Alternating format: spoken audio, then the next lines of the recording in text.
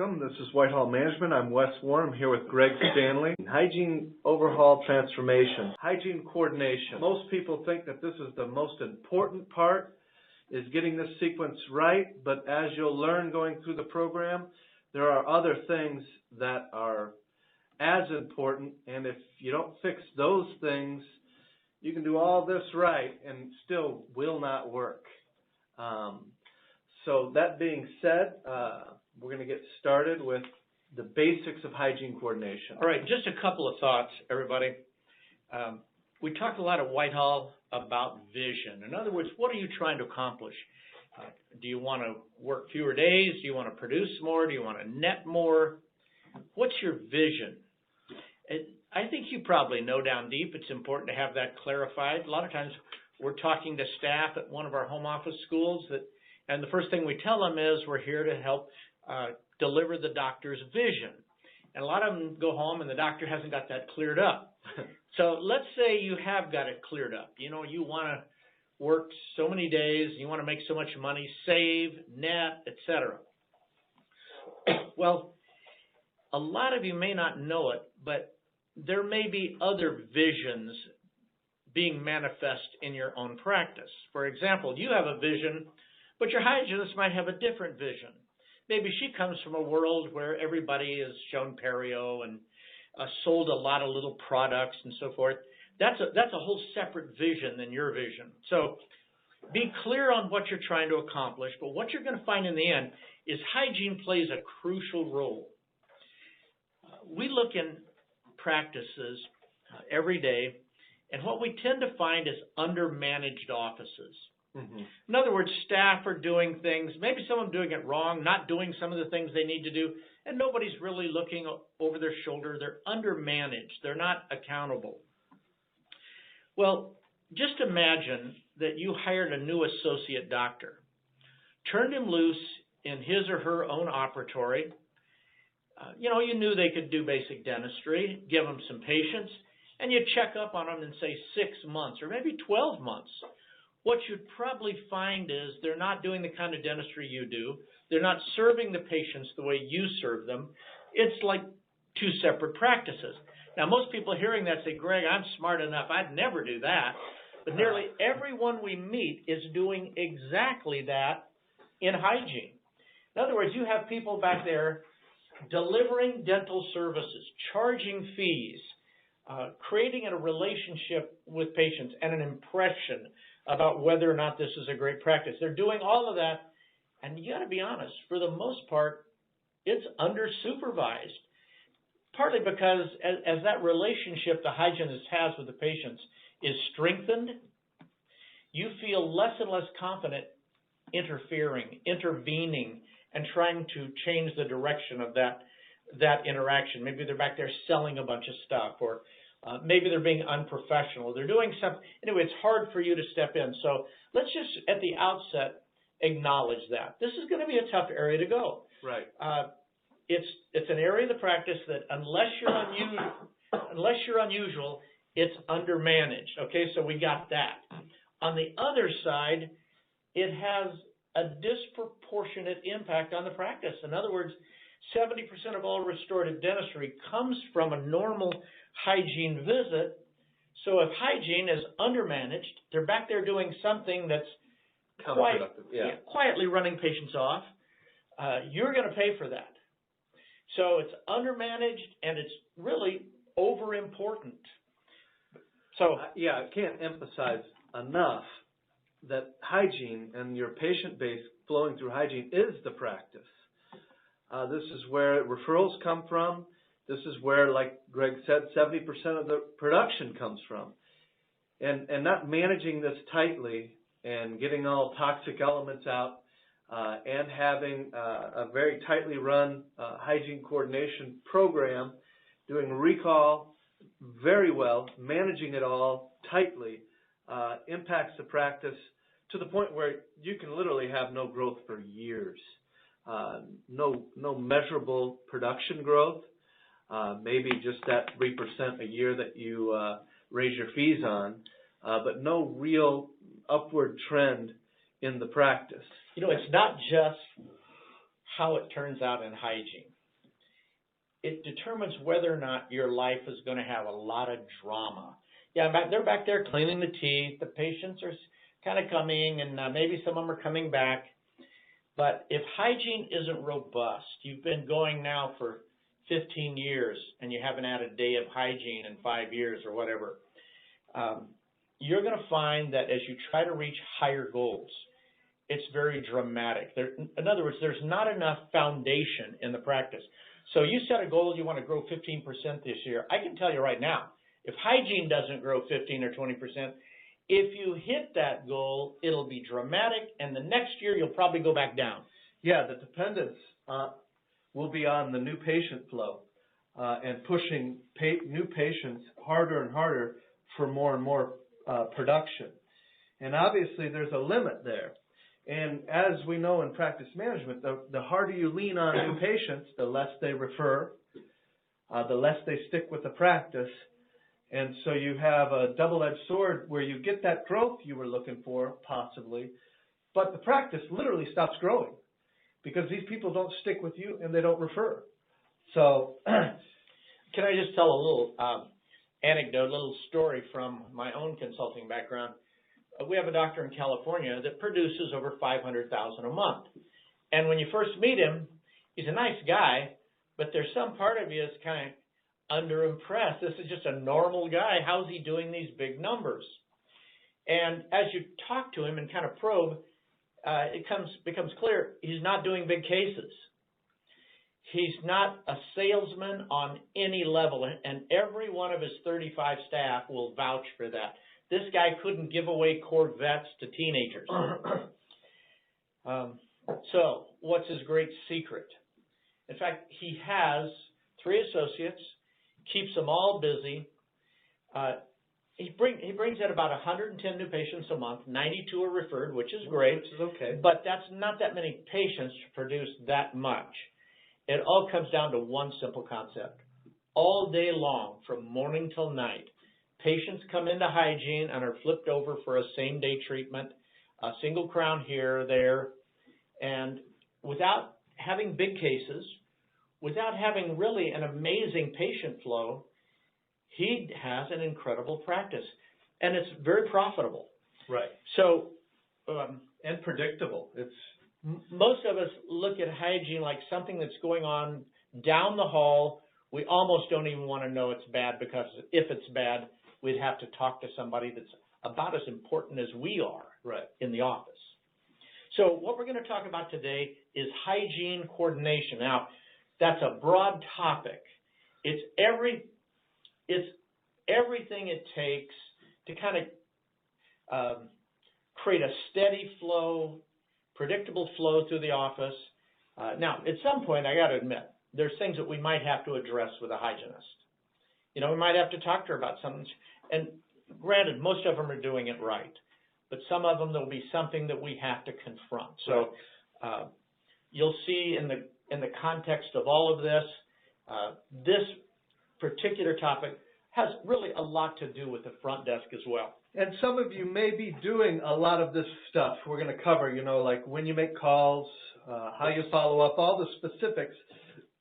You may be doing a lot of this stuff right. But 1 or 2 things out of sequence can make a big difference. So stick with what we're going to teach you today and make the changes, and make sure that you know, you're not skipping one of these things. If you're doing something slightly different, make the change. Okay, so let's get into it. First, it's basic.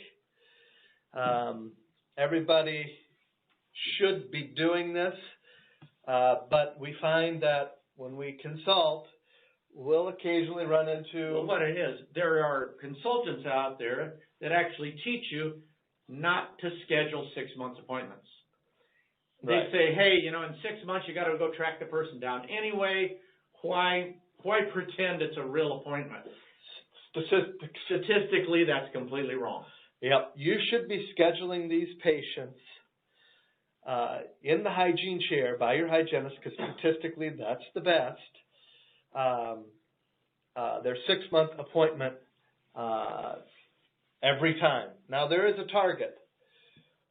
We're looking for about 80 to 90% of these people to schedule. That means you've got the verbal skills right, and there's enough accountability with the hygienist to get this done. In other words, you go tell your hygienist, we want you to schedule these people, and if you don't have a target about what percent of the people should schedule and an expectation, what you'll get is hygienists scheduling, only able to schedule 50% or 40%, because here's what will happen. They'll just sit down with the patient and say, Greg, I'd like to schedule your next appointment. And Greg says, well, I don't know what I'm going to be doing in 6 months. Then she just says, oh, okay, then we'll call you. That's not good enough. A lot of them will actually just say, I'd like to go and check my schedule. But we let that slide, and 6 months later, we don't know where they've gone. So literally, follow-up has to begin literally while they're in the office. So they leave without appointment. We got to start calling them right then to get it nailed down. Yeah, okay. So here is the script for your hygienist. And it's you assume that they're going to schedule. You don't just say, Greg, would you like to schedule? You say, let's get you scheduled for your next cleaning. What works best for you, Greg? Morning or afternoon? It's kind of the dual alternative close, and you're assuming they're going to book. The next thing would be if there's pushback, the script would be something like, let's get you on the schedule because good appointments go fast. We've got a great 8 o'clock appointment or a great 10 o'clock appointment. Which one works best? Again, going for the close again. So you got 2 shots at this. Your first pushback that you get with the patient, you're going to try to use convenience as the rationale to get them on the schedule. And you let them know that you can change it, if something comes up 6 months down the road. It's no problem. But let's get a good appointment scheduled right now. We've got 8 o'clock or 9 o'clock. Which one works best for you? Again, with these scripting, you're looking for your hygienist to be able to close. I say close, but to get people scheduled about 80 to 90% of the time. Anything less, and the whole practice suffers. As you can see, the importance of hygiene and getting people to schedule this 6-month appointment is paramount. I learned a key point in this from my own dentist. I was in their office, and I did the old, hey, I got to check my schedule thing. And she says, I'll just leave you alone here for a minute if you got your cell phone. She said, go ahead, I'll just wait for you. And she stepped out and let me call my office and make a firm appointment. So it was very gentle. I didn't feel like I was being pushed, but it was very effective. So I definitely would recommend, like Wes said, that people leave with a specific time. So now that we're doing this, we now got to start tracking it. I want you to keep track how many people leave with a firm appointment, how many people leave with one of these quasi-appointments right. Wes talked about, and how many people leave with no appointment. Yeah. It's going to tell us a lot because it's going to make our work easier down the road. Yeah. And again, the target is 80 to 90% with an appointment as they leave. A lot of people are experimenting and doing well with actually scheduling before we even really sit down with the patient and start cleaning their teeth at the beginning of the appointment. So that you have, if Greg doesn't schedule as the patient, you got all hour or 50 minutes with the patient to actually get the appointment. So that's another thing you can do. So let's cover this again. You want to have your hygienist do it. Statistically speaking, the best results is to have the hygienist do it. You're going to use a dual alternative close and expect them to schedule morning or afternoon. The pushback, you're going to use convenience. Then you're going to use time, 9 or 8 o'clock, which works best. And if you can, try to do it at the beginning of the appointment. And you're going to track this, and you're looking for 80 to 90%. Very good point, because at the end of the appointment, all they're thinking about is getting to their car. Right. All right, so next. Typically, at the end of the appointment, you have them fill out their own postcard reminder. So you've scheduled them in the beginning. At the end, they fill out their own reminder card, and we're going to mail that out 3 to 4 weeks before the appointment. There's been a lot of experimentation on this. Some people have done it 6 weeks, 5 weeks, but around 4 weeks, 30 days before the appointment, or 21 days, somewhere in there, is statistically the best. This is the first contact with the practice in 5 months, essentially. Right. And again, statistics are, and most of you are probably doing this, is their own handwriting works the best. Now, some of you are thinking, well, I already do this, or I already know about this. Well, this is designed to be a thorough, complete presentation, so that if you hire a new person at the front desk, a new hygiene coordinator, you can sit them down, they listen to this, and you don't miss a beat. From A to Z. Right. All right. All right, so 10 days before the appointment, you're going to do a reminder email. And I said a reminder because there are ways where you can have them confirm this appointment. This is one of the big mistakes. Some practices can get away with a reminder email where they can confirm. You will know if you're having problems in your practice or not with this. You can try to do the reminder email where they get to confirm the appointment themselves, and in some areas that you still get good results. But I'm telling you, in about 70% of the areas, you need to get rid of a way for them to confirm through email. The connection that they have with an email and responding to it is just not the same as it is confirming to a live person. There's a huge difference here. So we suggest, if you're really having trouble with people breaking appointments, to turn this into just a reminder email about their schedule and letting them know that you will be calling to confirm their appointment in a few days. This is the big change that a lot of you will be making here. Too many of you have switched, I guess I'd say, to auto confirmation. You know, every time we see a newspaper or a magazine die because of the internet, there's some part of us thinking, I guess it's all going that way. Well, that might be true, but in this particular case, trust the guys that are out there in the offices all the time, Wes and I. Right. I'm telling you that it isn't the same as a verbal confirmation. No. It's just not the same. If they click or send back a text or whatever, it's not the same. It's not the same. So an email reminder that their appointment is coming up. All right, next in the system. 4 days before the appointment is when you make your first phone call. We've seen 2 days, we've seen 3 days, we've seen 4 days, we've seen 5 days. Statistically, this has been the best. Like, this whole system came from a mastermind of about 30 offices that we had mastermind on this topic, and basically came up with statistically what are the best days. These are the largest practices in the country. We had one practice there that's doing $850,000 a month with I think it's about a little over $200,000 in hygiene production per month. So, and built that over the last 6-7 years. So very successful. This is their system. We condensed it from the best parts of everybody that shared. The 4-day appointment call gives you time to follow back up, as you'll see. And when you don't hear from them, you got still enough time to fill that appointment. So this is the proper day to make the first contact with the patient verbally.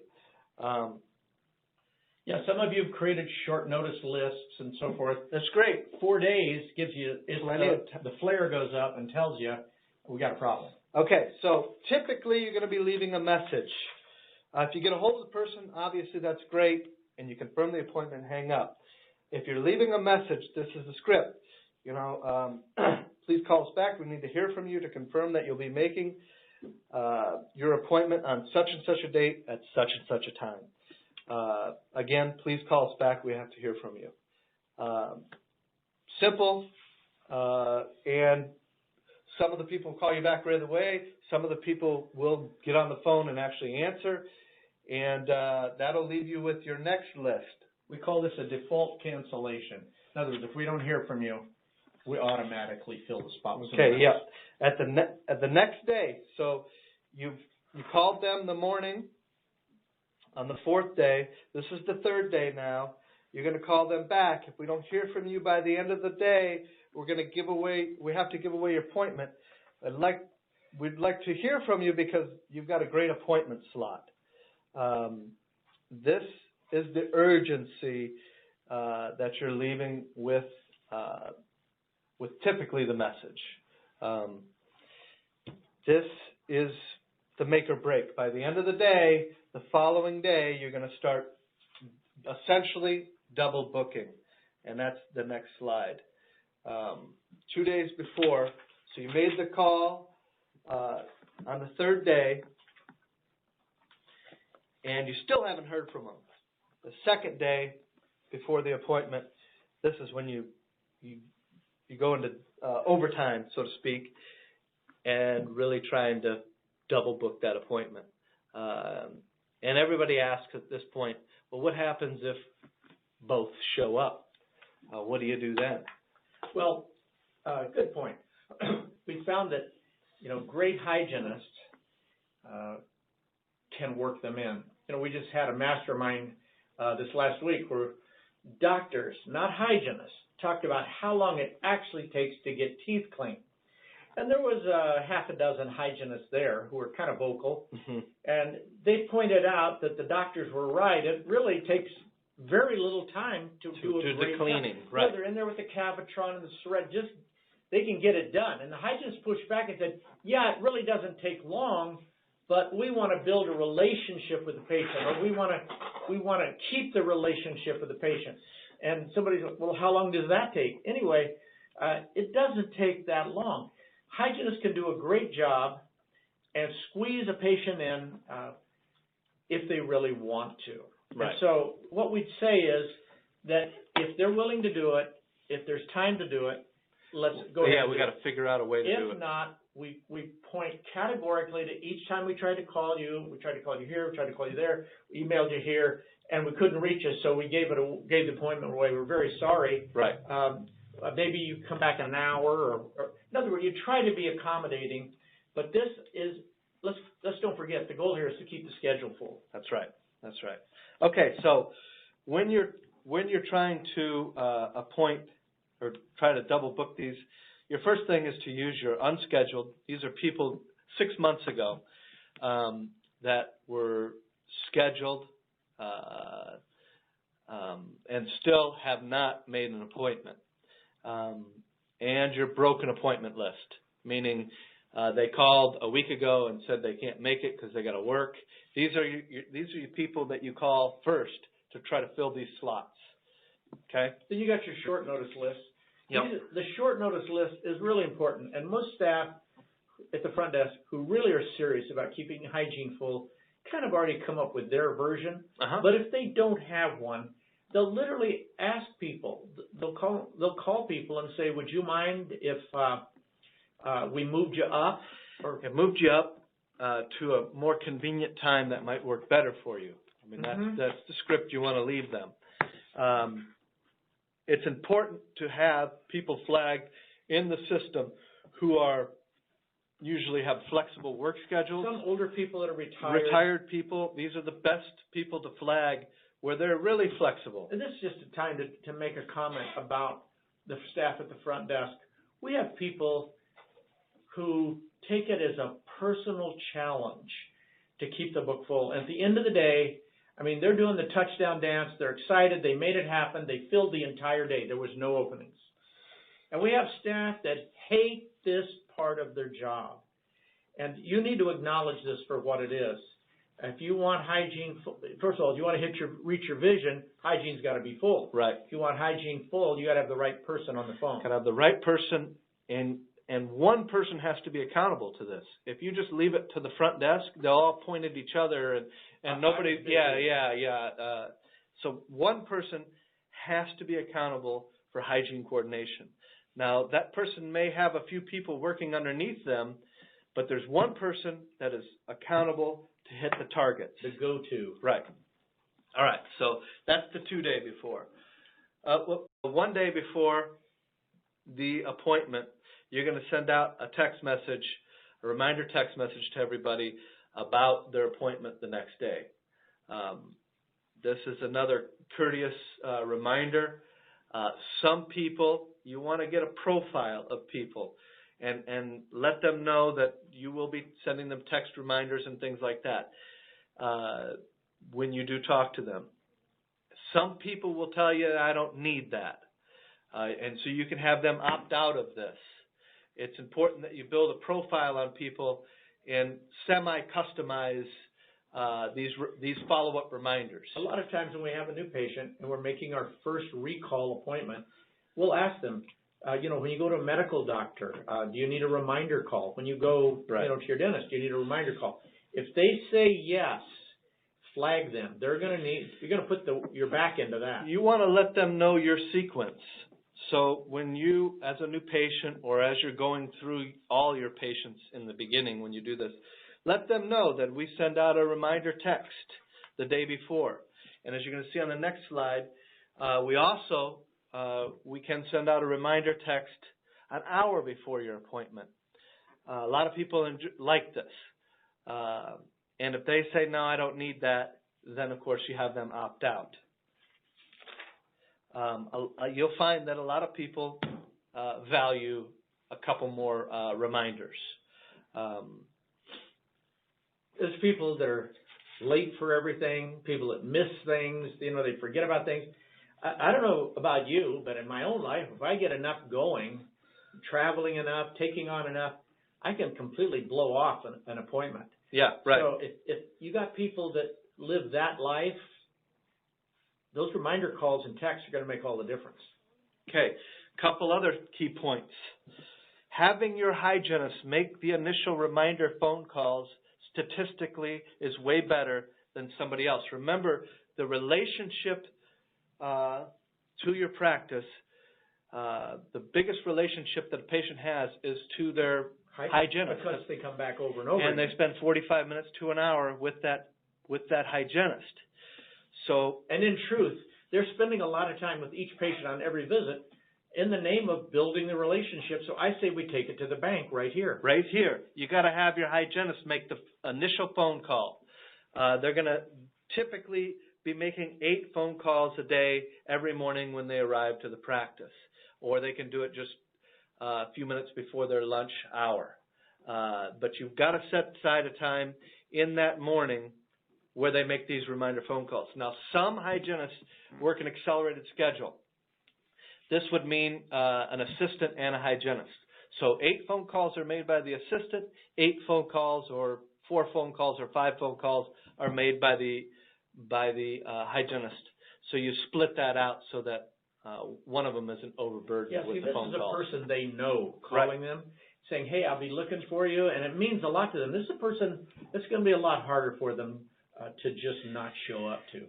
And you may have a little pushback on this. This is a condition of employment. You can make this part of the job. Don't let them push back on you that they're just not going to do this. This is crucial in filling their schedule. Hygienists want to be busy too. They don't want big holes and people missing appointments. So make this a part of the job that they every day in the morning.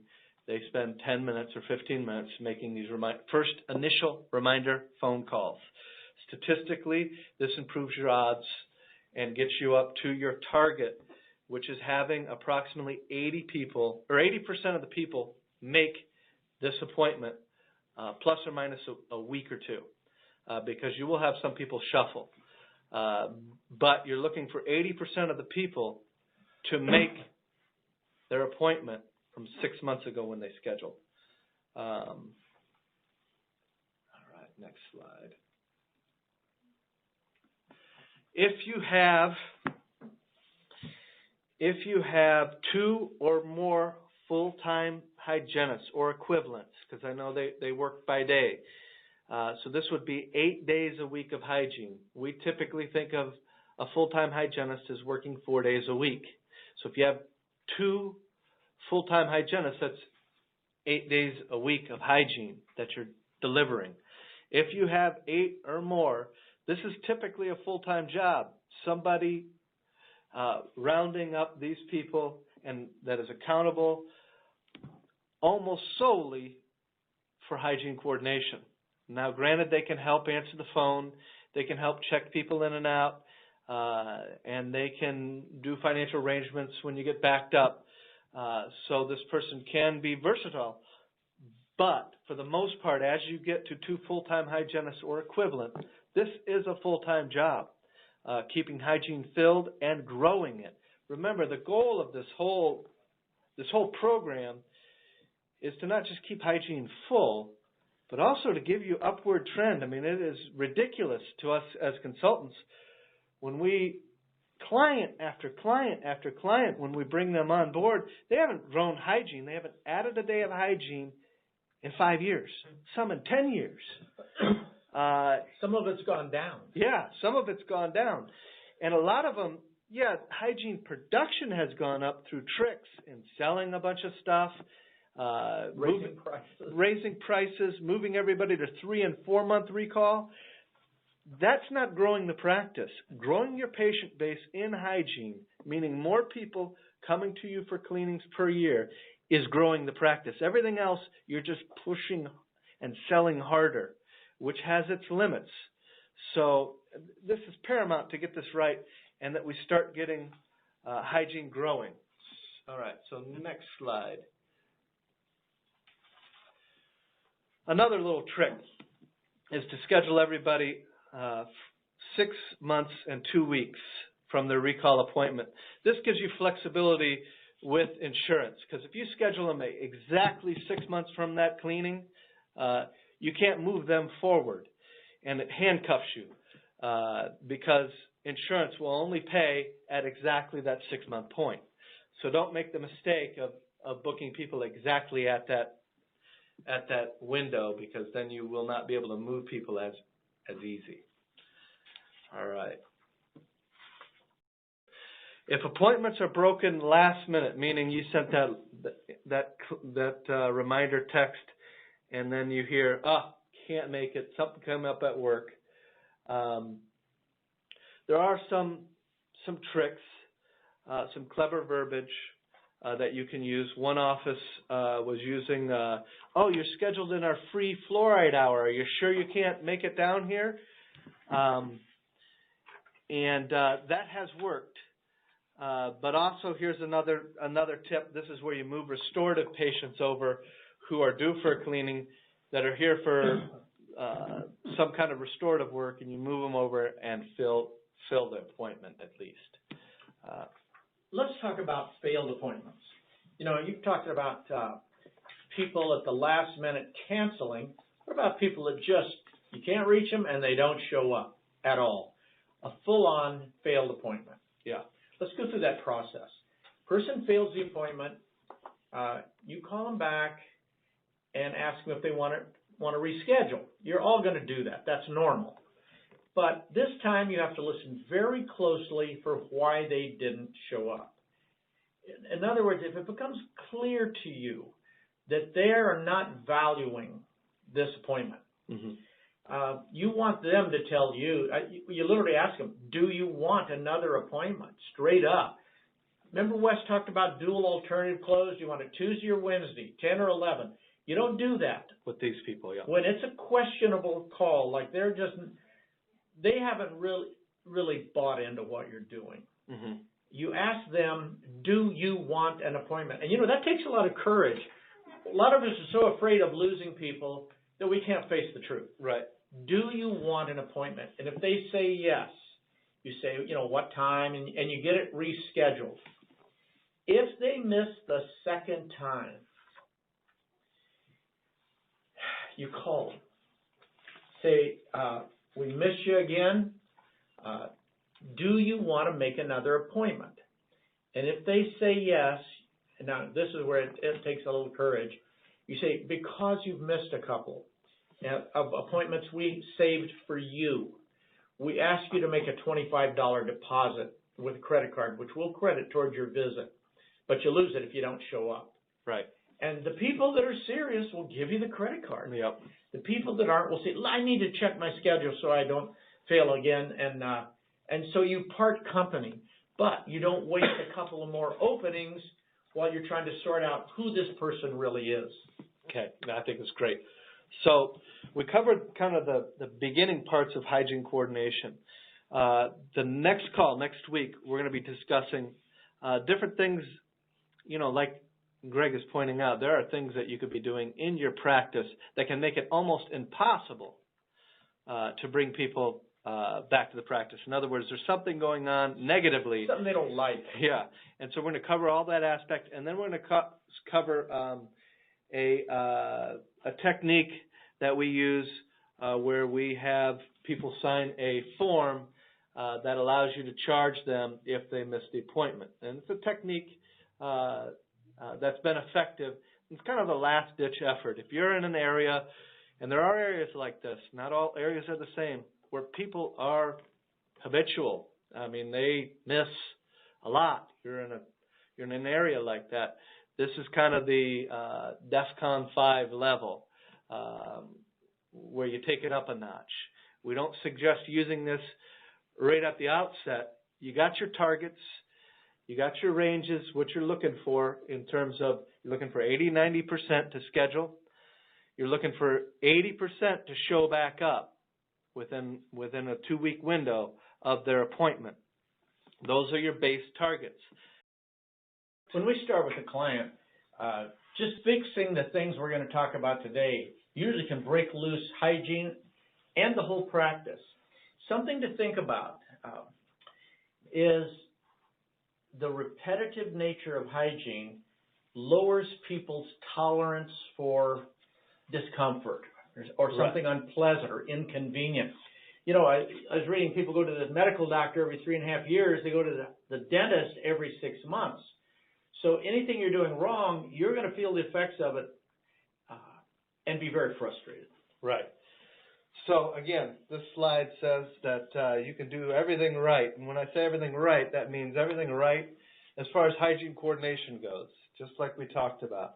And you can still have no-shows and be very frustrated and think, oh, is there something clever or cute we can say, or letters we could send out?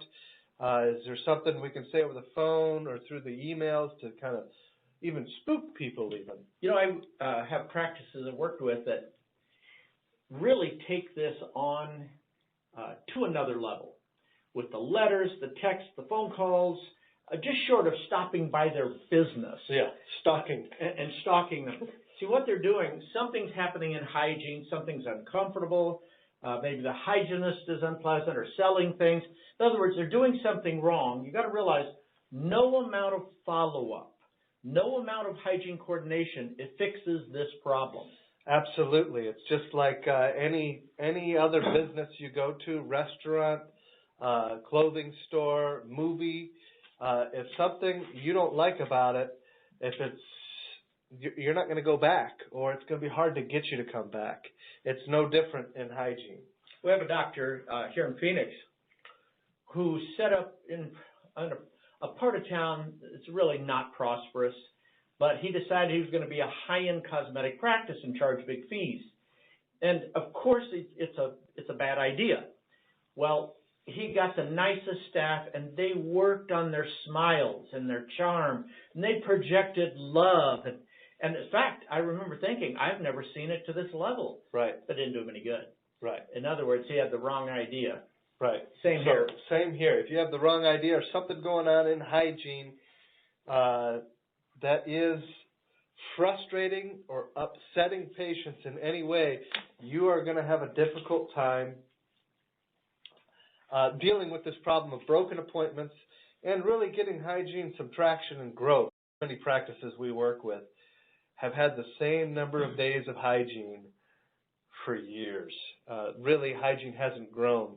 Yeah, the statistics might say as far as the dollar amounts because of inflation and things like that, and selling different things in hygiene yet. It appears to be growing, but when you look at the raw days of hygiene, it hasn't grown many practices in a decade or so. Now, I know a lot of you listening are taking notes. You know, you're making this list of all the things that's wrong with your hygiene department. We cover something, oh, yo, that's me. But yet, when you go to face the hygienist, she's formidable. First of all, you had a hard time finding her. The last two were worse than her. And she's got a great relationship with some of the patients. And so the thought of addressing her on making a change can be terrifying. Yeah, absolutely. They have a very strong connection with the patient, and they can have very strong convictions about what the patient needs. Or how a practice should run. Yeah, exactly. And so we're going to cover these issues and hopefully try to give you some advice on how to deal with this. How to address it. Absolutely. So let's get into it. Let's go into our first thing. Oh, well, first, yeah. It can be subtle. These things can be subtle. They can be also counterintuitive. Like Greg said, the hygienist can have very strong feelings about how the practice should run and that she's actually helping the practice, but we have learned that a lot of times it's counterintuitive and you actually could be hurting the practice. Well, example, a hygienist could be motivated by commission, and so she's not just overselling, but hard selling. And like Wes was saying, it may not even be commission. She may not even be on commission, but she has a strong conviction that people need this night guard or this bite guard, or they need this. And so the fact that the patient isn't ready to buy it doesn't stop her. Right. She just keeps on going because it's for the good of the person. All right. So the next thing. All right. First thing on the list. Not all practices have this problem. It has become, I will tell you, an increasing problem since '08. Since people their incomes are down. I don't know what percentage the average American income is down, but it is down 10, 15%, and the middle class is being crushed. I don't know if anybody's been following that, but it hasn't been good for America for almost a decade. And so what does that mean? That means patients hide behind their insurance. So that has been a major change. Like I said, some areas are worse than others, but there are certain insurances that most offices, if they are not participating in, will have problems with no-shows. Strategically, the doctor or the practice might choose not to be in these insurances because of the great discounts, but they have to come to grips that this may cause no-shows and cancellations and have a hard time filling hygiene. So. Well, you know, this thing about insurance and hygiene. See, a lot of people will lean into hygiene because the patient has insurance, and they'll run up a $250 hygiene bill, and then it backfires later when the patient's insurance is used up, and now they need dentistry. So we have to keep this in mind. That's a patient that's going to be very unhappy. And they know this. Don't think that they don't realize what they're being charged, what they're being billed. I've seen patients be very, very upset that their cleaning costs $320. Of course, it's not just their cleaning, but it's what gets billed to insurance, and they really didn't have any restorative work done. They had x-rays, and they had a 3-minute visit by the doctor. They get very upset by being billed that much, even though they don't have to pay a thing. So be careful about that. I think there's something that just creeps into your thinking. When you know that 85% of your practice has insurance, you quit thinking about the costs and how it's going to impact the patient. Yeah. So being in the right insurance, you know, if you have a big employer around, some offices are right next to the Boyne plant, or some huge employer. If you're not in if you're not in their plan, you're probably going to have a problem. Again, strategically, the doctor may choose not to be in it for different various reasons based on profitability. but no, that impacts the no-show rate and the growth of hygiene. And go into it knowing that. All right, next, prices and fees. We kind of went into that just a little bit with insurance, knowing that insurance patients, sure, it's covered by insurance. They don't have to pay a dime, but a lot of people still know how much you're billing and don't like it. Now, usually this slide is tailored to the cash patient.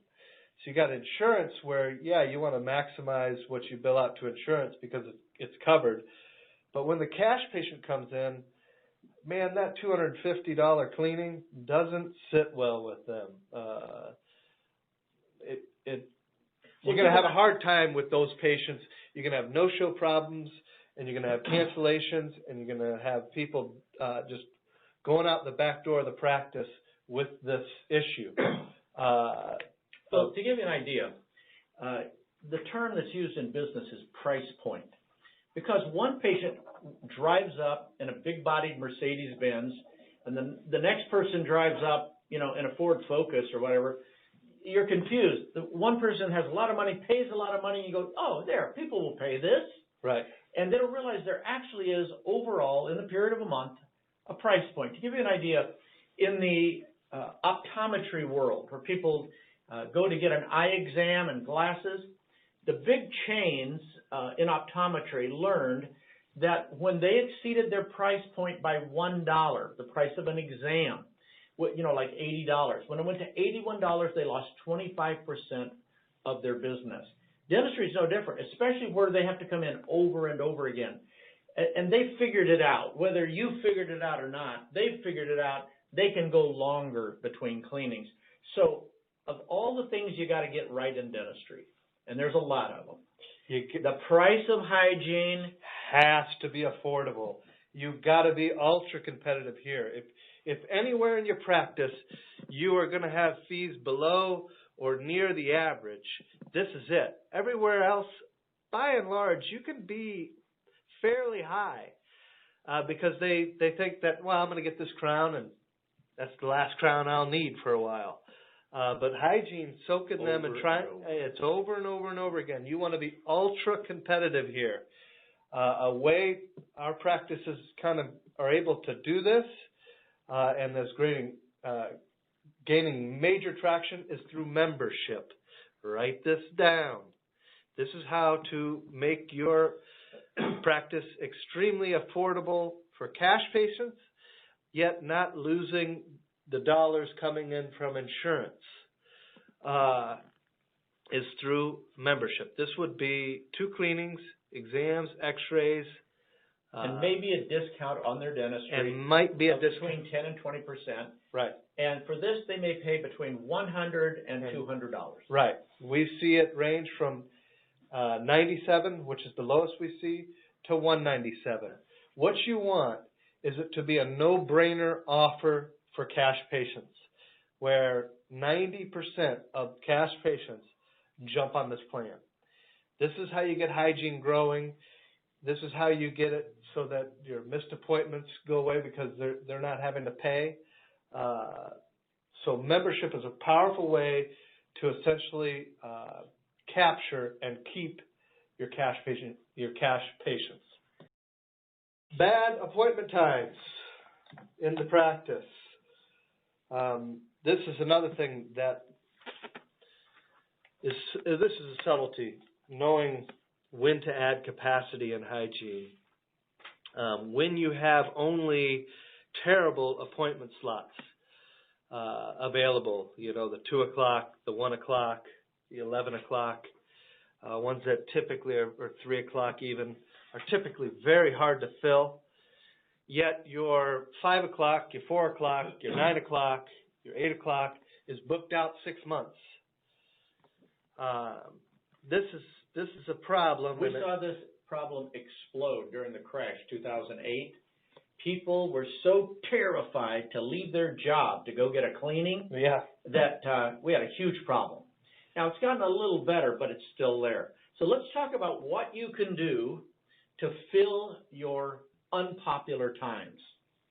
And what that comes down to is a two-price structure. Mm-hmm. In other words, we literally will give a discount anywhere from $10 to $20 on the cleaning for people that will come in during the hard times to fill. And you'll be surprised and somebody said, well, Greg, is it 10 or 20? Well, it might be 30. It's whatever it takes to fill it. To fill that space. Remember, we want people to get their cleanings, but just as much, we want them in the chair so that restorative dentistry that exists can be accessed. So some practices do have a major difference between these unpopular times and popular times. Popular times are booked out 6 months. Unpopular times, heck, we got one open tomorrow. This is a strategy to start filling those unpopular times. In retirement communities where people, aren't tied to a job, that's fine. They can drift in whenever they want to. But when you're dealing with people that have to leave work, you've got to provide an incentive to fill these unpopular times. Here's your option, by the way.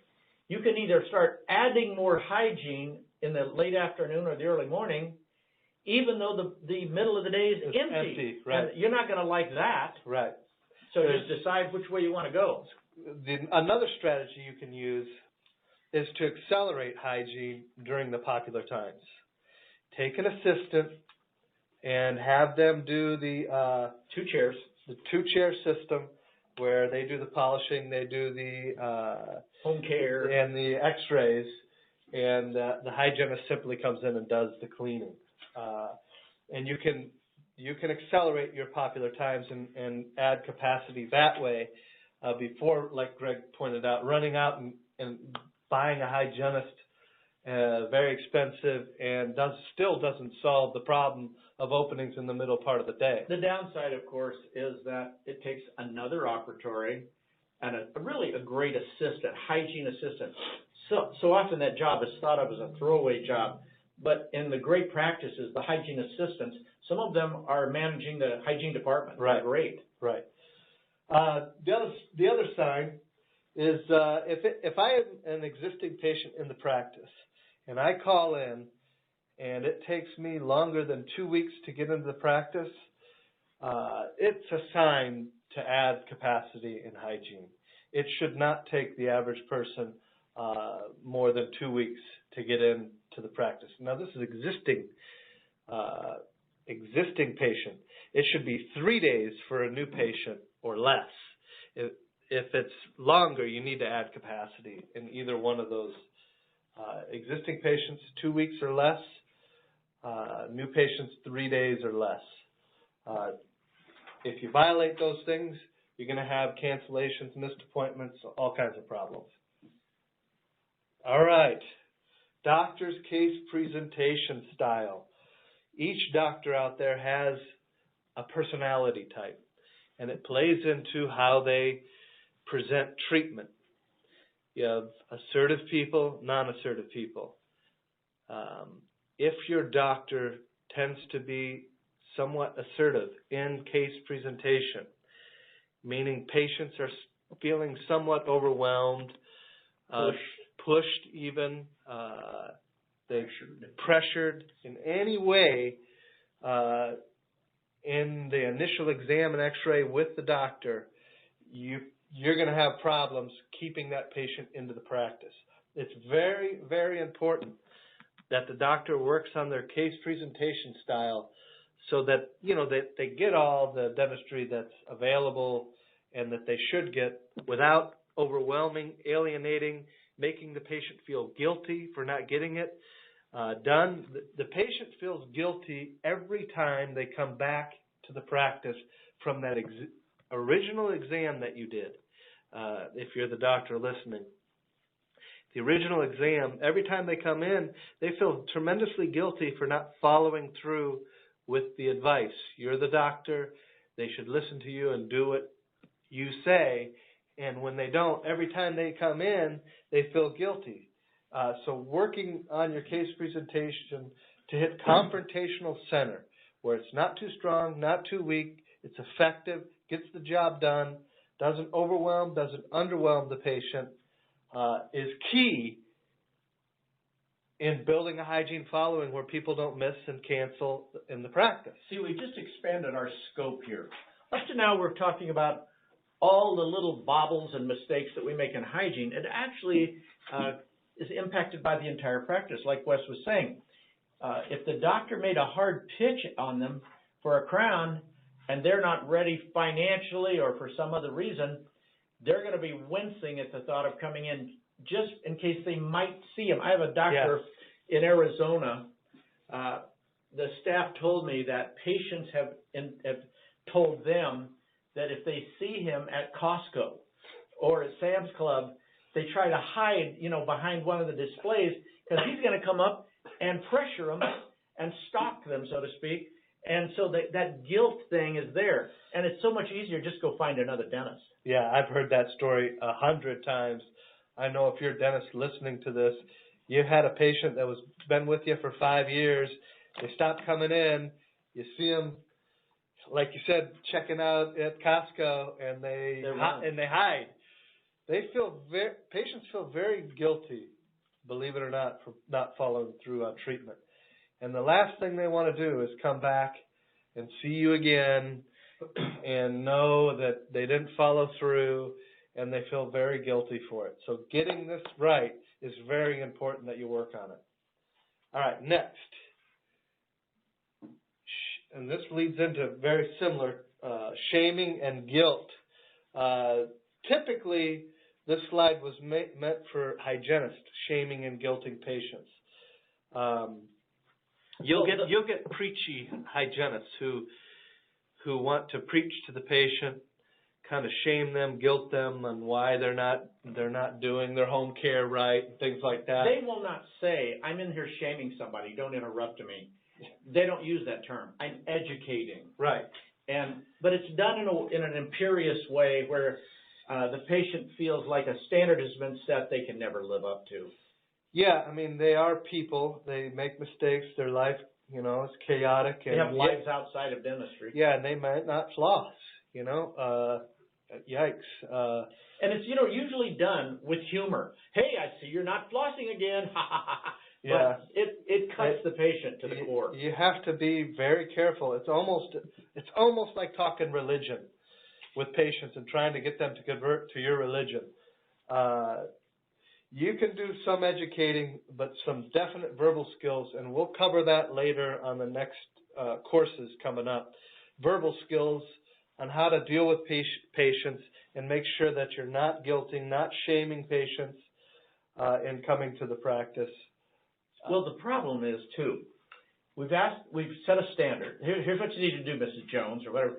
And so they don't come in for a year, or whatever. And because of it, you unconsciously treat them as lesser beings. They can tell they've lost esteem in your eyes. And so you really have to work on it, not changing your compassionate approach, not feeling somewhat withdrawn from the patient. I'm talking about hygienists. Yeah. That same compassion, that same concern has to be sincere, like you're saying, without the guilt. Another thing that'll happen with patients is they will miss, and it'll be a year and a half that they haven't come in.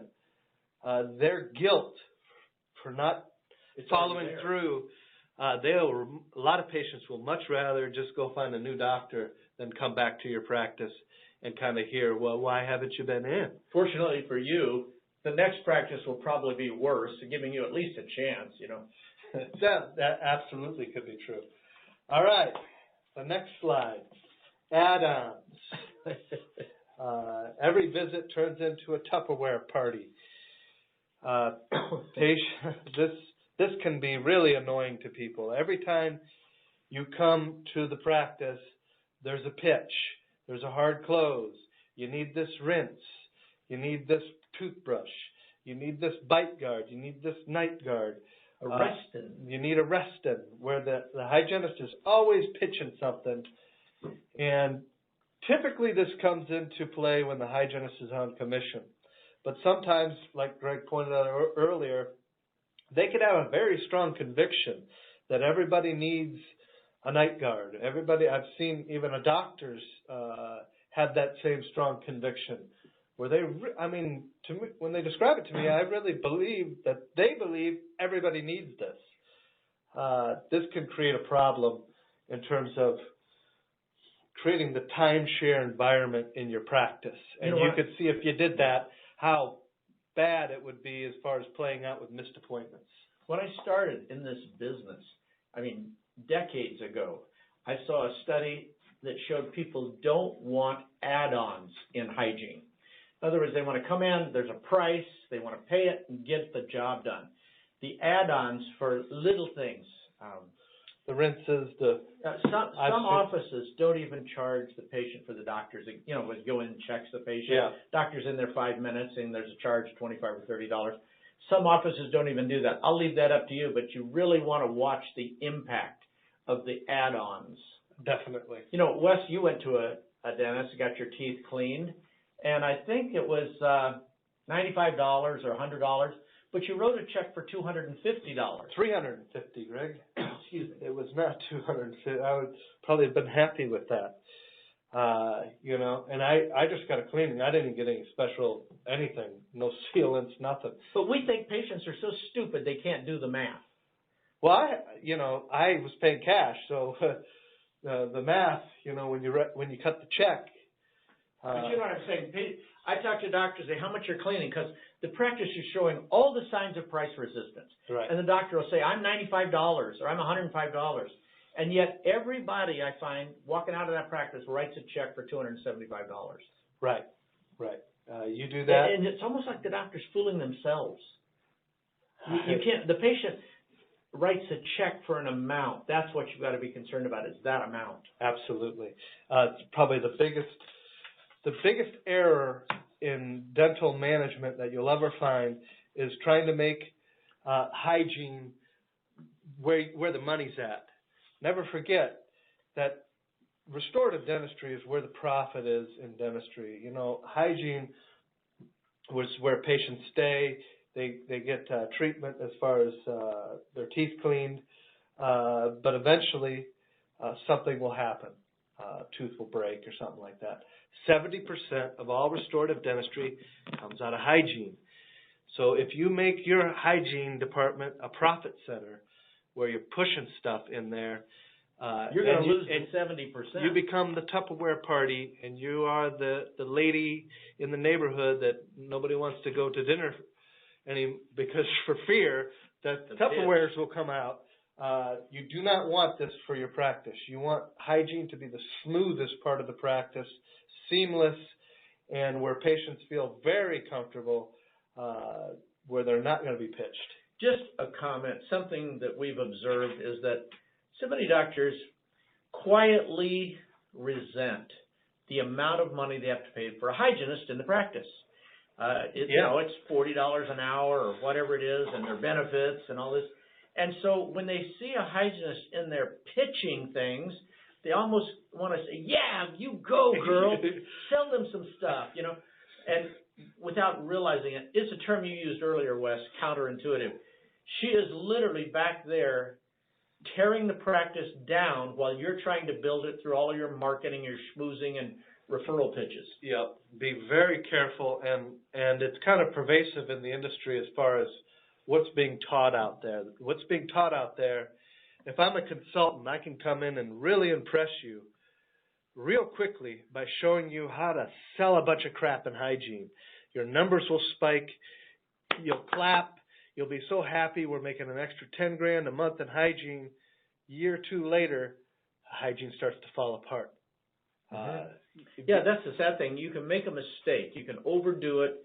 You can go for the kill too quick. And in hygiene, you don't even know you've done it for 6 to 12 months. Yeah. Be very careful on that one. All right. So next, rough cleanings.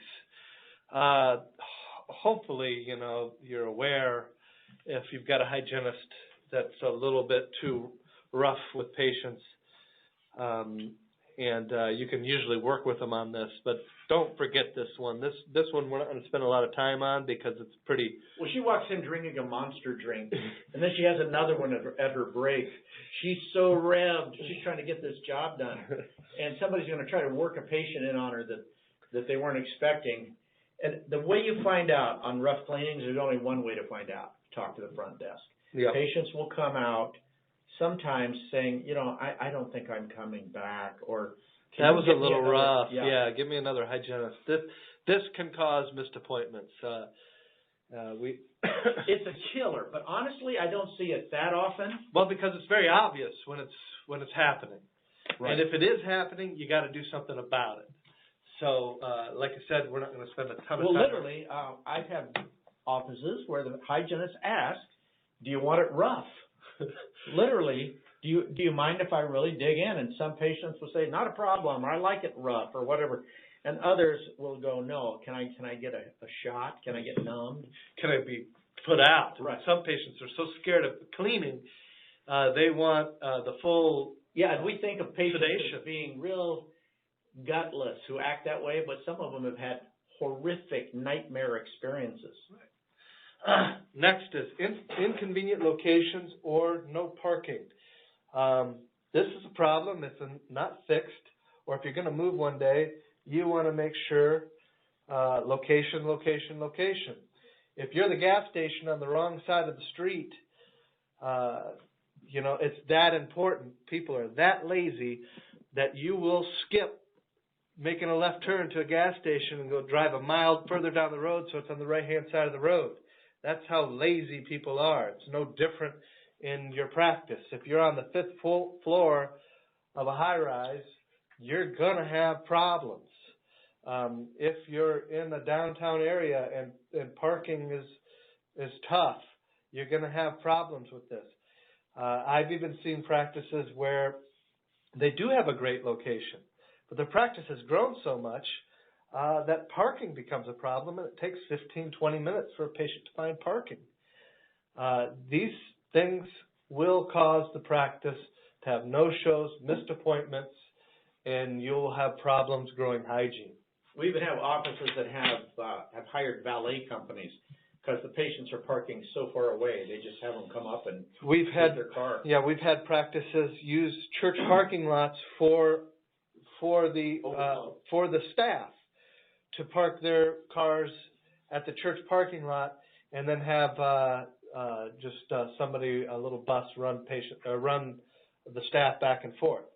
So we have seen all kinds of solutions to this, but if this is a problem, you need to come up with a creative solution. Well, the funny part about it is the patient will complain very kindly and quietly. It's kind of a long way to walk. Yeah. And you're thinking, well, okay, you're dealing with it. They're not dealing with it. Yeah. Maybe once or twice. Right. You're very naive. If you get a complaint once, the problem is really there. Next is waiting time for the doctor, or even the cleaning itself, but usually it's the doctor. If patients are left waiting too often for the doctor to do their exam, you're going to run into problems with no-shows, cancellations, missed appointments in the future. If you're having one patient a month leave because they waited too long for the doctor, you have a problem. 2 or 3, you got a big problem. Those people now, somebody was just telling me last week that somebody went on Yelp and just destroyed them. And for that simple problem, they had to wait for everything. Yep. This is a huge problem, and practices where the doctor is not able to get around for the hygiene checks, and you're having consistent waiting problems. I would suggest looking into your state laws and see if you have to check them every 6 months. Or every time they come in. Or every time you come in. Most states, it's just once a year. If you're really having problems here, it's better to switch to once a year than have everybody waiting. All right, and here you need to decide on a threshold. Some people it's 10 minutes, some people it's 15. If you cross the threshold, you give them a $5 gift card to Starbucks or someplace else at $5 buy something. Right. And if they wait 20 or 25 minutes, you give them $15 gift cards. Right, to a restaurant or something. Or a movie ticket. Usually fixes it. You definitely want to have a policy in place like that. And it also kind of gives you the red flag. Hey, we're giving out too many gift cards here. That's the red flag right there. Yeah. All right. The next one, which we're going to have a whole session on, but we're going to bring up here because it is a huge problem in many practices. It's the problem. Perio oversell. Trying to make a big profit from hygiene. The problem is that patients need it.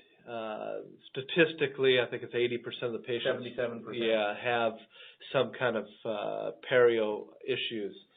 And so the communication skills that it takes, just like the doctor, I told you how sensitive it is for the doctor to get it just right. It's just as important for hygienists. They have to go through the same training as far as how to do case presentation on perio so that the patient kind of gets up to speed and owns the disease. We always say that the number one problem in dentistry is presenting unexpected treatment. You know, a patient comes in, a tooth brings them in, and we show them 3 other teeth that are actually worse. And they weren't expecting it. It's a tough sell. Well, hygiene, perio is almost always unexpected. Yeah, they almost always come in not thinking they're going to have this problem. A few, you know. Well, I mean, they got floating teeth and things like that, sure. But most of them, when presented, you've got a problem with unexpected treatment. Special verbal skills are required here. Again, we're not going to cover that, but we're going to cover it later. Yeah, we're going to cover it later. Things to look at in the practice. I want you to look at everybody who was shown perio 2 years ago to a year and a half ago and see what percentage of those patients are still with the practice. Take careful note what Wes said. He didn't say who got perio. Who was shown perio, okay? Most practices, because the verbal skills aren't there, 70-80% of those patients will be gone from the practice, will no longer be patients with the practice. So as high as 90%. It can be 90%. So this is a huge problem in the practice. We want to get it down to where only 30%, 35% are gone, which can be achieved using special verbal skills that, again, the training will go on later. Also, some other statistics that we like to look at. If the practice is producing 25% or more through perio, we as consultants go in and really examine this and make sure that the case presentation is done in such a way that we're not running patients off. Well, like you said, if we're doing 25% of our hygiene from perio, it's not unusual that we're showing 95% of the people scaling and root planing. Right. So big issue here. Again, we've got a whole session on this, on how to properly present perio issues. Without losing the patient or his or her referrals. Right. Last one I threw in because I just actually had this problem this week where because you're not answering the phone during lunchtime or you don't have adequate number of staff or even phone lines, you could be missing reschedules and appointments and people trying to cancel their appointment or change appointments, but you're simply not answering the phone. And you're sitting there going, well, I don't think that's a problem in my practice. Yeah, I mean, we see it way too often. You can call the phone company and see how many times at lunch or whenever the phone is going unanswered or rolling over to the message, and it's a tip-off for you. Now, the bad news is not all the calls are people trying to schedule dentistry or hygiene. A lot of them are trying to sell you something. Right. So, but all these calls together forces out some of the good calls. Yeah, and people genuinely trying to reschedule or tell you that they're going to not be able to make the appointment 2 days from now. You missed that phone call, and guess what? You're going to have a last-minute cancellation, and you won't be able to fill it.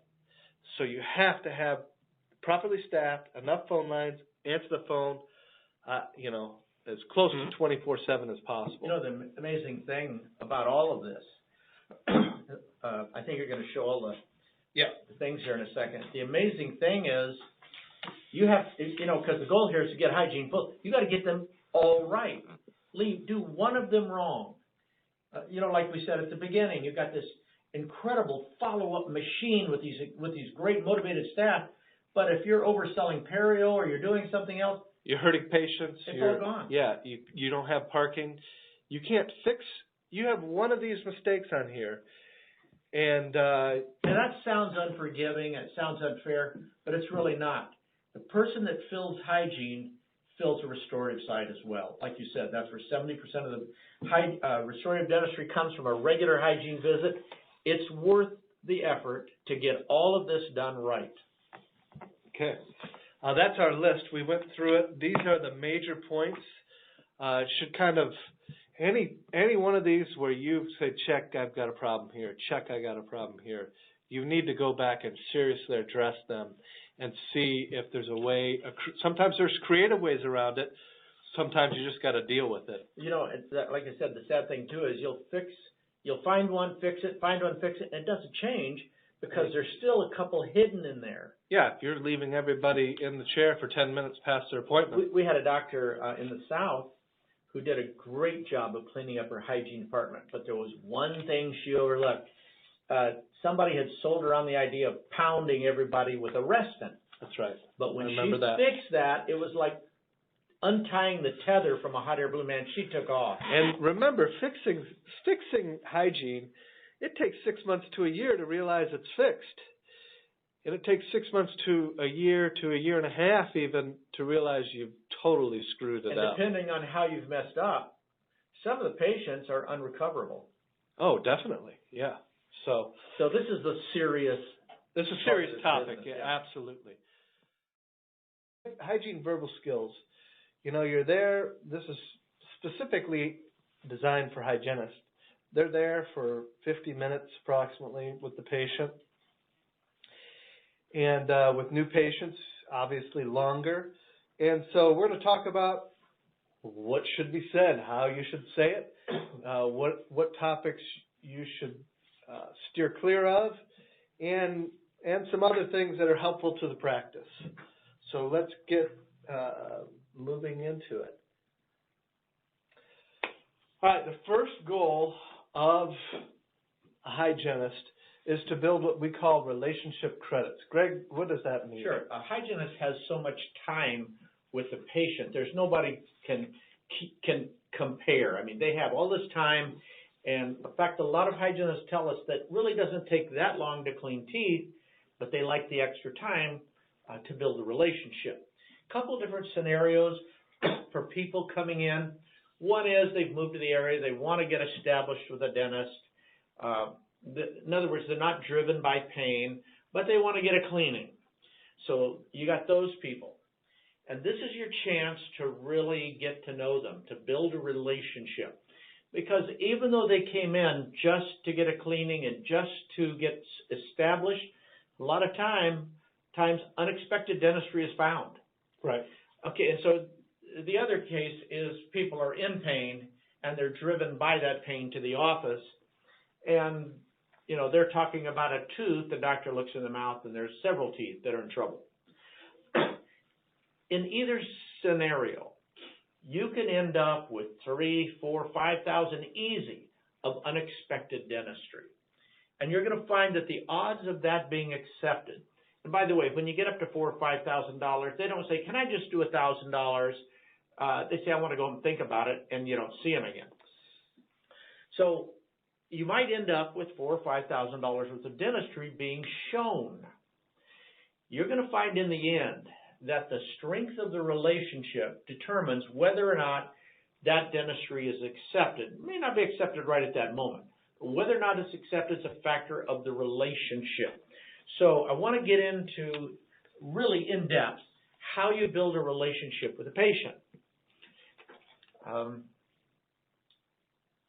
There's a great book on that very topic written by Dale Carnegie in 1936, and it relates to what we're saying. You know, he says that building a relationship is all about getting a person to talk about themselves, and when it's your turn to talk, you talk about themselves. In other words, that's the flow. It's them talking, and then you talking about them. They talk some more, then you talk more about them. See, a lot of people mistakenly believe that building a relationship is somebody talks a little bit about their vacation, and you talk a little bit about your vacation. I hear this in the dental chair. I hear hygienists, hygienists going on and on, especially when they've got both hands in the patient's mouth. They're filling the time talking about themselves, you are not building a relationship. Now, Wes talked about relationship credits. Yeah, what's that mean? That relates to how much you know about somebody. For example, if we're going to end up with $5,000 of unexpected dentistry being presented, you've got to create a $5,000 relationship. That means you got to know a lot about them. Mm-hmm. Remember, building a relationship isn't patient talking, you talking. It's patient talking and you talking about the patient, not you talking about yourself. Somebody will come in, we hear it all the time. They'll say, gosh, I just got back from Hawaii, and somebody says, wow, so did I. And then they go off on their experience thinking they're building some bond, and they're not. So this is counterintuitive, the natural response. I'll never forget listening to my wife and her sister talking, and they're just going on like both of them, just a whirlwind of speech. And as I could tune in from one to the other, neither was actually tuned into the other. They were talking about their own circumstances, their own children, and they felt good about it because they thought someone was listening. But me as an observer, I knew no one was listening to each other at all. They felt better that they had expressed themselves. We have a saying here at Whitehall, you have the choice of being liked or being understood. Being understood is where you tell about yourself. You tell what you believe in, what you stand for, what's important to you. And there's a lot of satisfaction in feeling like people understand you. But in the end, they won't like you. According to Dale Carnegie, if you go on long enough with that, people are actually rolling their eyes at you behind your back. So you've got to decide where you are in this. Are you in this to feel understood, to talk about your own life, your own interests and values, or do you want to get people to talk about themselves? And, we find dentists that struggle with this because they like to be understood. Yeah. They like to tell about, they're into hunting or fishing or flying or the worst, there's some kind of religious thing or political thing, and they can't help themselves. Yeah, and they can't say enough. And at the end, the patient feels quietly upset. Right. Patients want you to understand them, their fears, the things they love, and the more you know about that, the stronger the relationship. For example, you have a patient that's been in the office in and out for 5 years. You know a lot about them, especially if you've taken some notes, but maybe even just from relating with them, you know a lot about them. They feel very comfortable there. You can actually create the same phenomenon in a fraction of the time. All that's happened in the 5 years is you've got to know them more and more. You can start on the telephone, with the staff, getting to know them, taking notes, getting them to open up. Tell me about your previous dental experiences. Tell me about your dental background. And as they talk, they mention something about where they lived. We get them to talk about that. Oh, you lived in Tucson, Arizona? Tell me about that. I've always wondered about that place. And pretty soon, you know so much about them. And then that gets passed on to the assistant or to the hygienist until you can relate to them as if you've known them for years. In fact, some patients will comment that I feel like you know me better here, and I just got here, than my last dentist that I was with 10 years. So if you learn about them and be interested, that's one of the bylines of Dale Carnegie, is to be interested in their life. Now, this can get into some interesting outcomes. People can start talking to you, and if you're a good listener, some of you are gifted listeners. A gifted listener can show interest and not where it's not obvious on their face they're thinking about what they're going to say as soon as you'll just quit talking. They're gifted listeners. Some of you like that, without realizing it, you'll invite patients to really share a lot about their lives. They'll talk about personal things. Yeah. And so this is where you kind of come to a juncture, and you have to understand it. We're talking about verbal skills here. Here's one of the big ones. It's as simple as this. Patients can talk about whatever they want. They can tell you about their personal lives. You can be interested. You can show interest, but don't talk about your personal life. In other words, they actually would rather you didn't. They want to see you as a professional. I saw a study about medicine, medical doctors. They showed that 45% of the population surveyed said they felt their medical doctor would be less effective with them clinically if they knew a lot about the doctor's personal life. This is where we talk about you being and staying a professional in the eyes of the patient. So here's the rules. They can talk about what they want to, and you can be interested in it. But you can ask probing questions. Yeah, tell them, how long did that go on? Right. Tell me about that. What did that feel like? That was incredible. You know, but you don't share your version of the same thing. You know, they just went through a divorce, and you went through a divorce, but don't tell them about your divorce. You can just say, hey, I understand that. And so you're interested, you're empathetic, you're building a relationship, hopefully, worth $5,000. If at the end of this, there's $5,000 of dentistry to be shown and paid for. Yeah, the professionalism, obviously, you know, you don't want to fall for the trap of, and this is how the trap is, I share, you share, I share, you share. So, you know, they're talking about their trip to Las Vegas, and then boom, you start talking about your trip to Las Vegas, and you get into some details that aren't exactly... Well, you're from the East Coast, and you have to one-up everything. It's kind of part of the thinking there. You got drunker than they did in Vegas. This is how you stay professional, where it's all about them. You're asking probing questions about them. And this is how you build a relationship with people, is that you ask them all these probing questions and learn about them, and then you take careful notes so that the next time that they come back, obviously, you can look it up and jog your memory. Okay, one thing I want to add, as Wes and I have gone to different offices over the years, there's few exceptions to this. It's throughout the practice. See, a practice picks up speed. It has a pace. And patients usually aren't living at that pace. You know, you pick up the phone and, Dr. Smith, how can I help you? And know that we're talking real fast. It's just, okay, we're going to get some x-rays.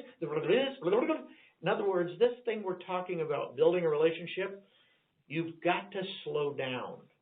Or you're communicating with the pace of your speech that you don't really want to do a lot of. I got a job to do here. It's one thing we see very often in practices that we visit and we listen to what's going on, is the pace in a practice is very busy, very hectic. And so when you interact with a patient, you come in at this hectic pace. It doesn't invite relationship building. It doesn't invite them to open up, just the opposite. You've obviously got an agenda.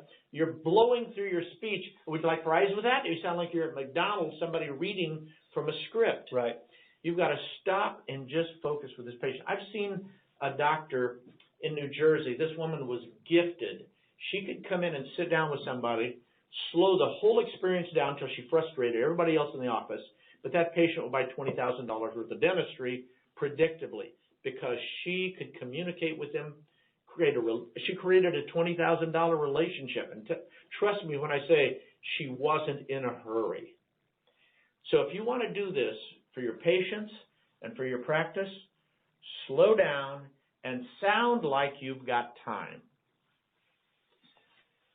All right, so next slide has to do with selling dentistry. The role the hygienist plays in selling dentistry. It's actually bigger than you might think. And we like to have the hygienist play more of an active role in what we call pre-assessing. See, a lot of hygienists are somewhat scared of this because they feel like, I'm not allowed to diagnose dentistry. But you are allowed to pre-assess. You are allowed to suggest that when the doctor sees this, 9 times out of 10, they recommend a crown. Maybe in this circumstance, it might be a crown and root canal, and you can go into the probable things that the doctor is going to recommend. This is part of your job, is to pre-assess dentistry for your dentist. It saves them a lot of time. It saves them a lot of time because of explaining what's a crown. Why would I need a root canal? How's it work? How's the procedure? Is it painful? All these questions in education, a lot of the heavy lifting of it can be done by you.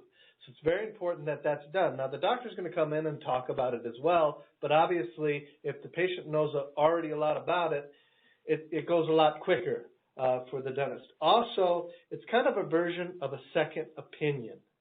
And this is also crucial because now they've got two people saying got a problem.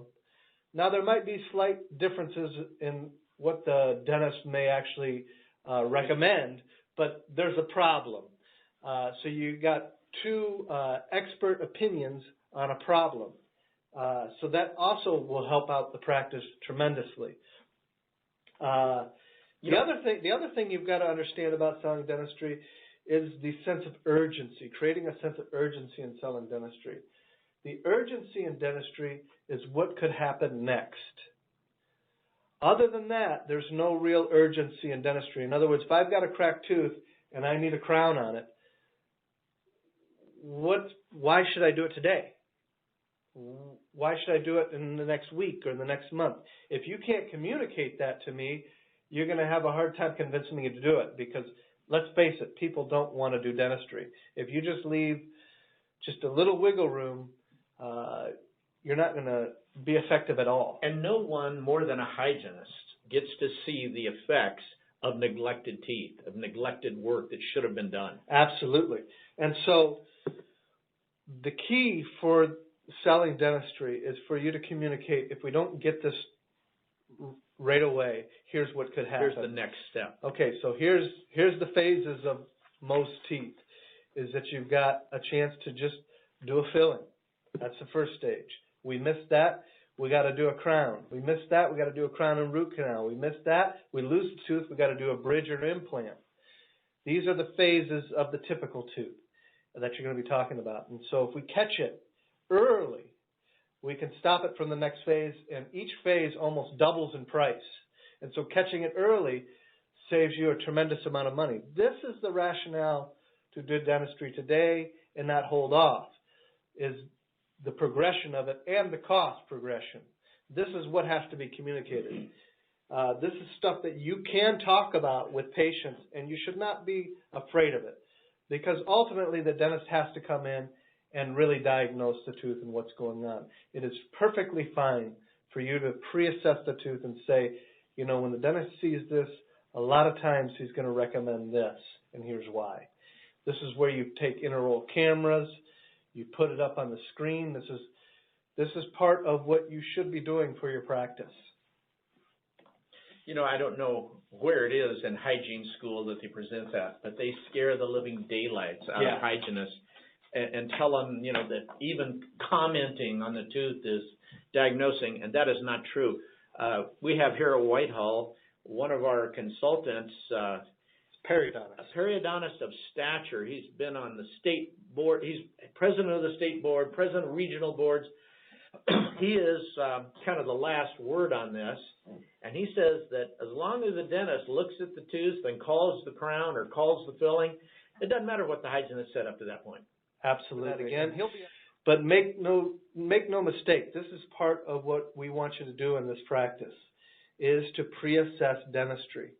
Another thing, you know, we didn't cover is that Wes mentioned we're looking for two opinions, the dentist and the hygienist. Well, it's one of those counterintuitive things, but the hygienist has more credibility than the dentist, and I think every person listening to this knows that that's true because they see you as an uninterested party. Yeah, you don't have your car payment, your Porsche payment to make. In the minds of the patient, they think the dentist has needs to make his payment on his car and sell him this tooth. They're going to make a lot of money. The only person they trust less than the dentist is the dentist's spouse, the wife, a lot of times. So hygienists and assistants have the highest credibility in presenting dentistry. Well, and you'll see that also when the dentist comes in the room, recommends it, and then they leave the room. A lot of times the patients will turn to you and say, well, what do you think? Do you really think I need this? So that can this wait? Yeah, that confirms to you that, yes, you do have a lot of credibility in recommending and pre-assessing treatment. So it's very important that you do this. We kind of gave you the ins and outs of it. But then also there is dentistry that's been that's been presented already, but the patient's been holding off, and sometimes it's been a little while, a year or so. And so these patients that you see progress, from the last time that they were in here, as far as that it's moving in the wrong direction, even slightly. The verbiage is, Greg, saw you here last time. We've talked about this tooth before. I think it's time we get it done. I don't think it should wait much longer. I want to have the doctor come in and take a look at it right away. That's basically the verbiage to help sell dentistry for the practice on previously diagnosed dentistry. It's really quite that simple. I think we waited long enough. We got to get the dentist in here to take a look at it, but I wouldn't let it go much longer. That's the verbiage. It's pretty simple. All right, next slide. Selling hygiene-related products, rinses, Arrestin, toothbrushes, night guards, bite guards, bleaching, all that kind of stuff. There's all kinds of things that are out there, and a lot of dentists will really want you to push all this stuff. And, they come back from a training and things like that, and they want to get the hygiene production up. And so they kind of get you revved up to really start. A lot of dentists quietly resent the hourly pay of hygiene. Yeah. And they're thinking to themselves, I'm probably not making much money. I might be losing. Right. A national study showed the average hygiene department nets $17 a day after paying the hygienist their fee.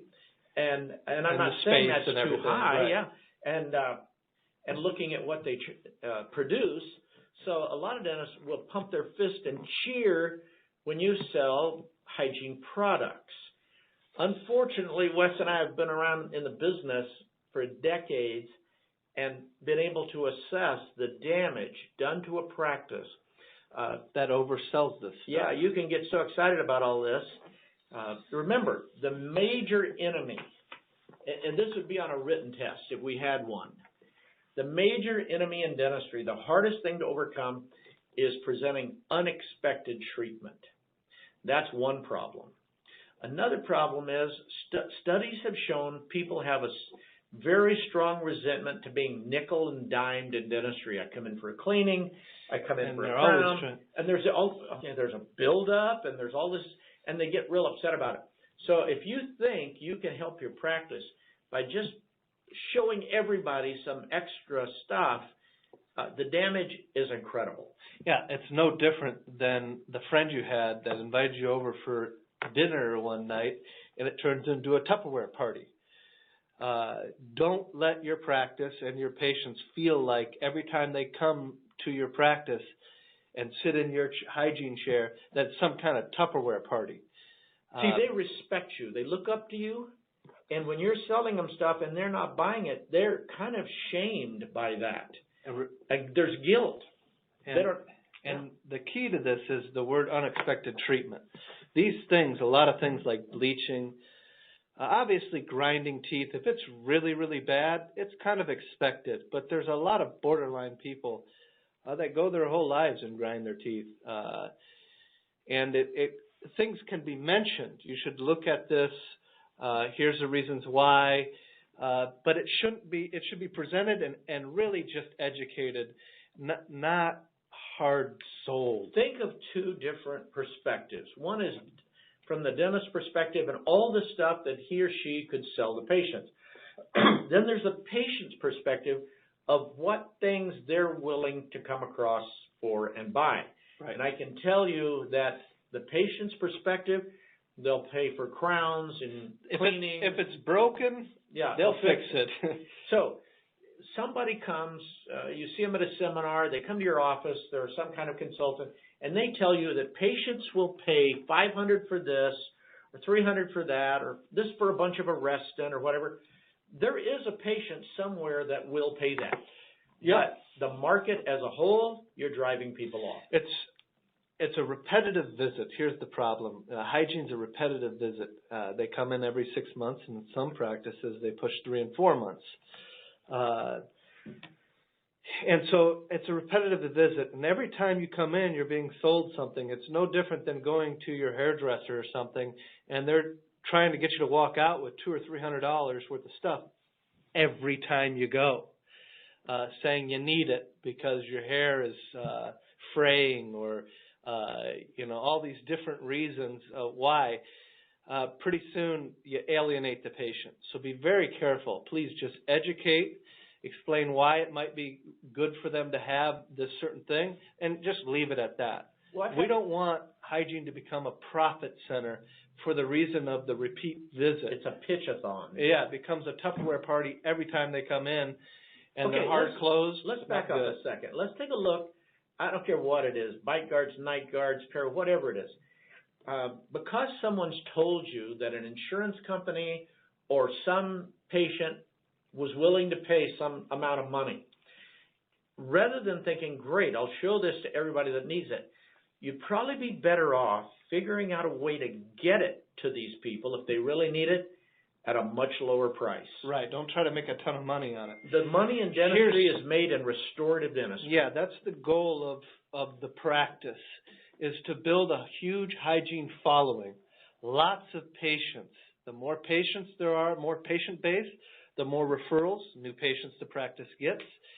And 70% of dentistry nationwide, of restorative dentistry, 70% is found in a hygiene chair, in a regular routine hygiene visit. It's not the new patients. So building a robust following is the practice. And by trying to nickel and dime everybody and squeeze every little dollar out of them every time they come in, you know where that leads. A, they don't refer their friends, their husband or wife, for goodness sake. You should be getting their husband or wife. And then they find reasons why not to come back in.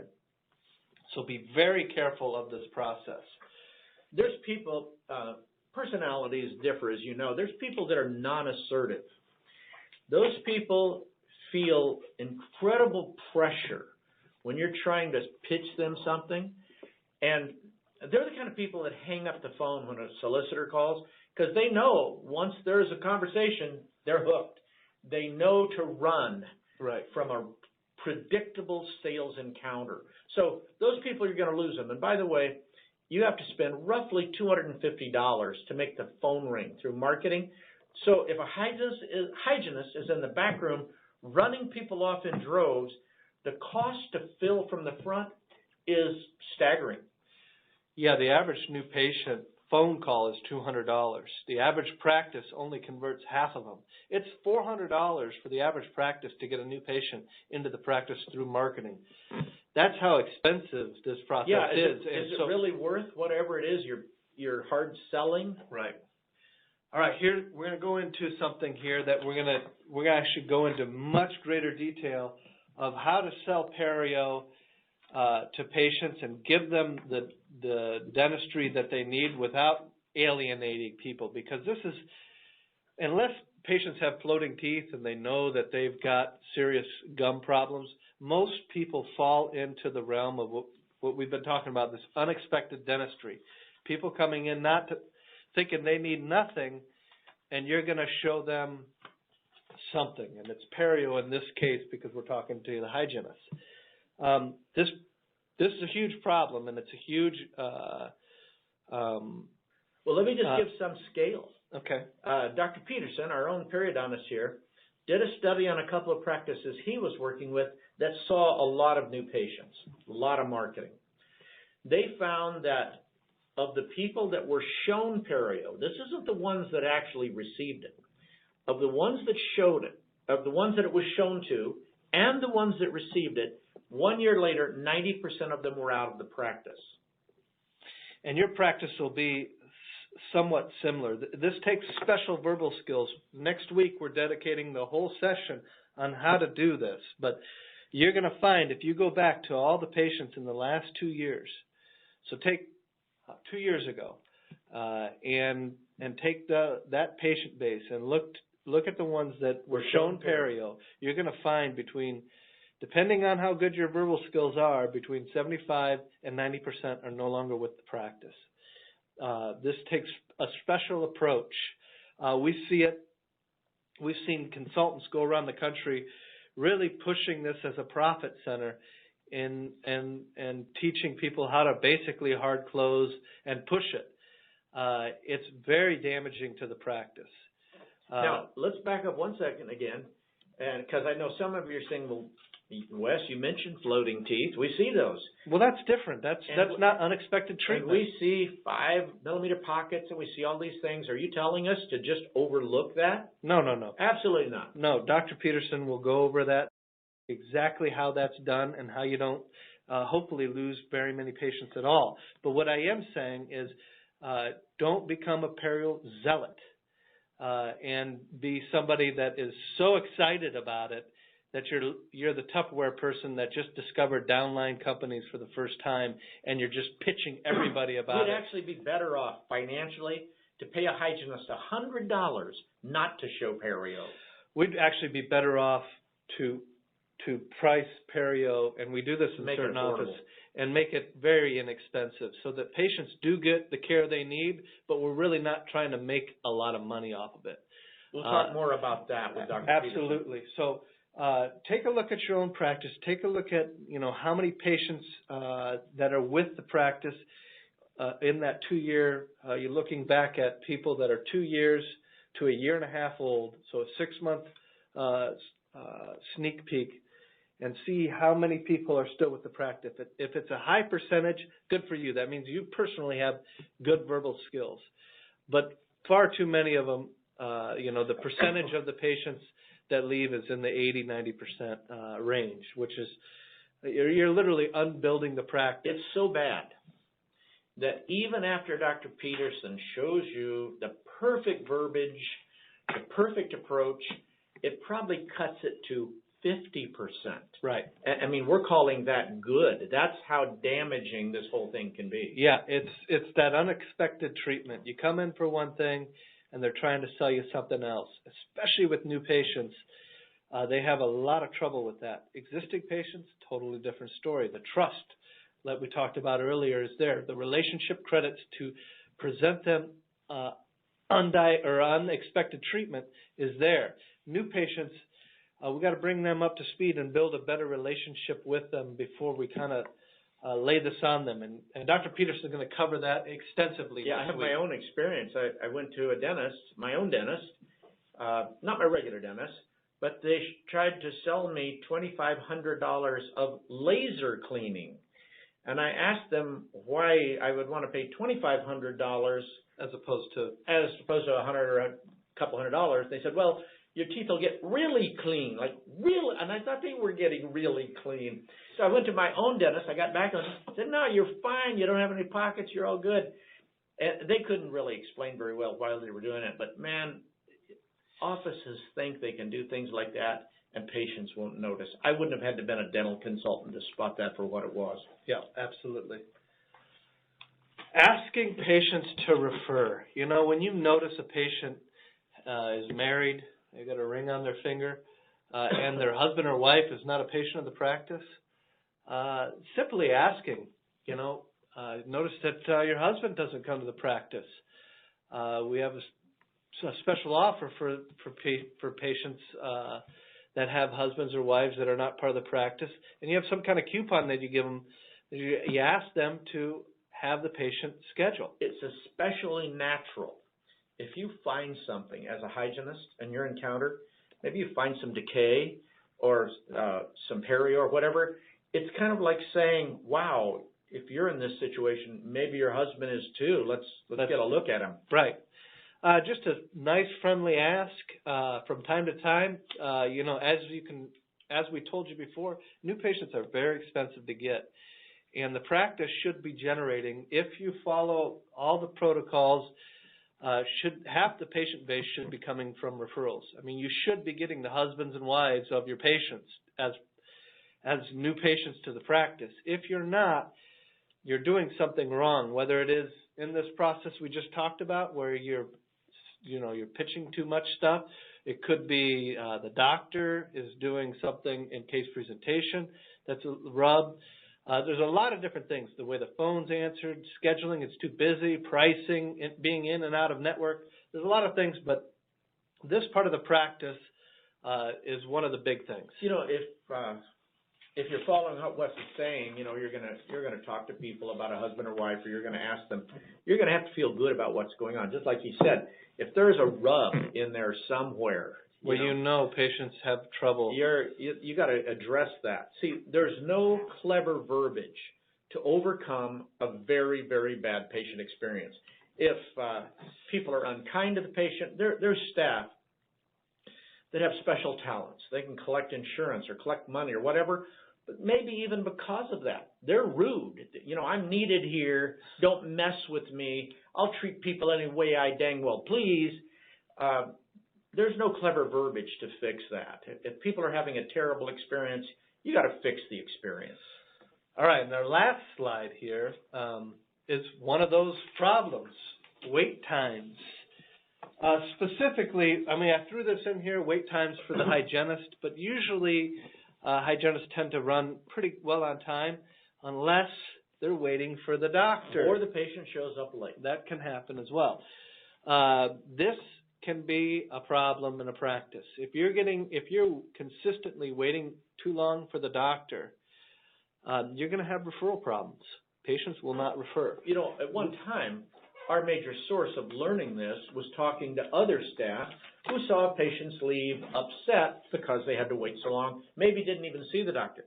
Today, it's showing up on Yelp with 3 paragraphs ripping a practice for keeping people waiting.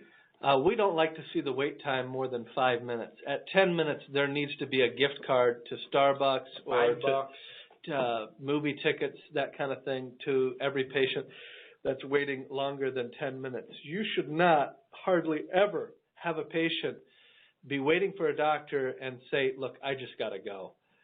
If you're getting that happening, you're so far outside the realm of what's acceptable.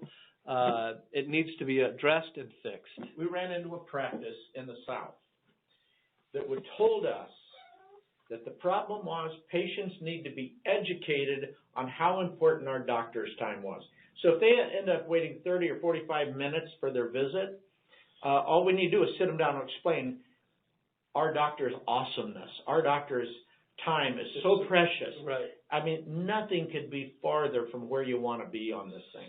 Right. We want to build a consumer-friendly practice. That's really all about the patients and going above and beyond expectations. And going above and beyond expectations does not include waiting for the doctor for 10 or 15 minutes. So I know this is out of the realm of what you can fix, but when you see it happening, you need to address it, and you need to get some gift cards stockpiled and hand them out as part of policy. So often our job is to go in and find out what's wrong, why people aren't referring, staying with practice, not coming back. And I would say that at least half the time it's this problem. People waiting in hygiene. My name is Dr. Ronald Peterson, and I will be talking to you about two-step periodontal treatment protocol.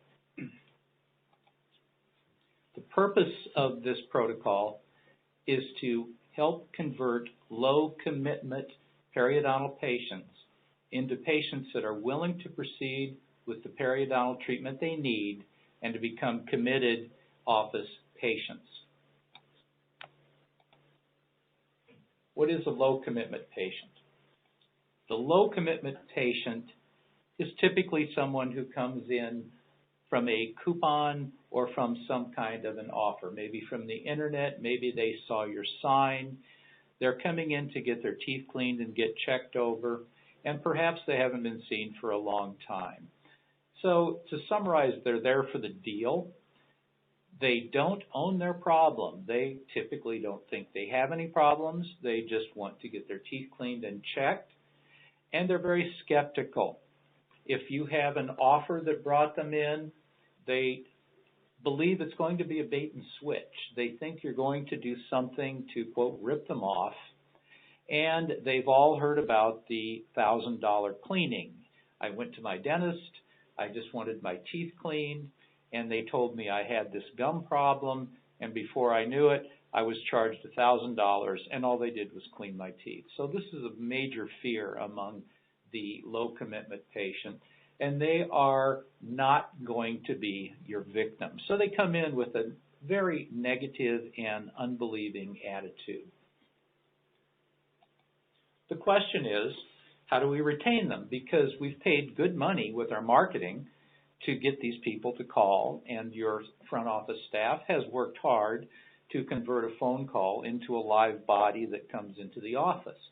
So we're doing everything we can as an office to get the person in there, and now it's up to us to convert them.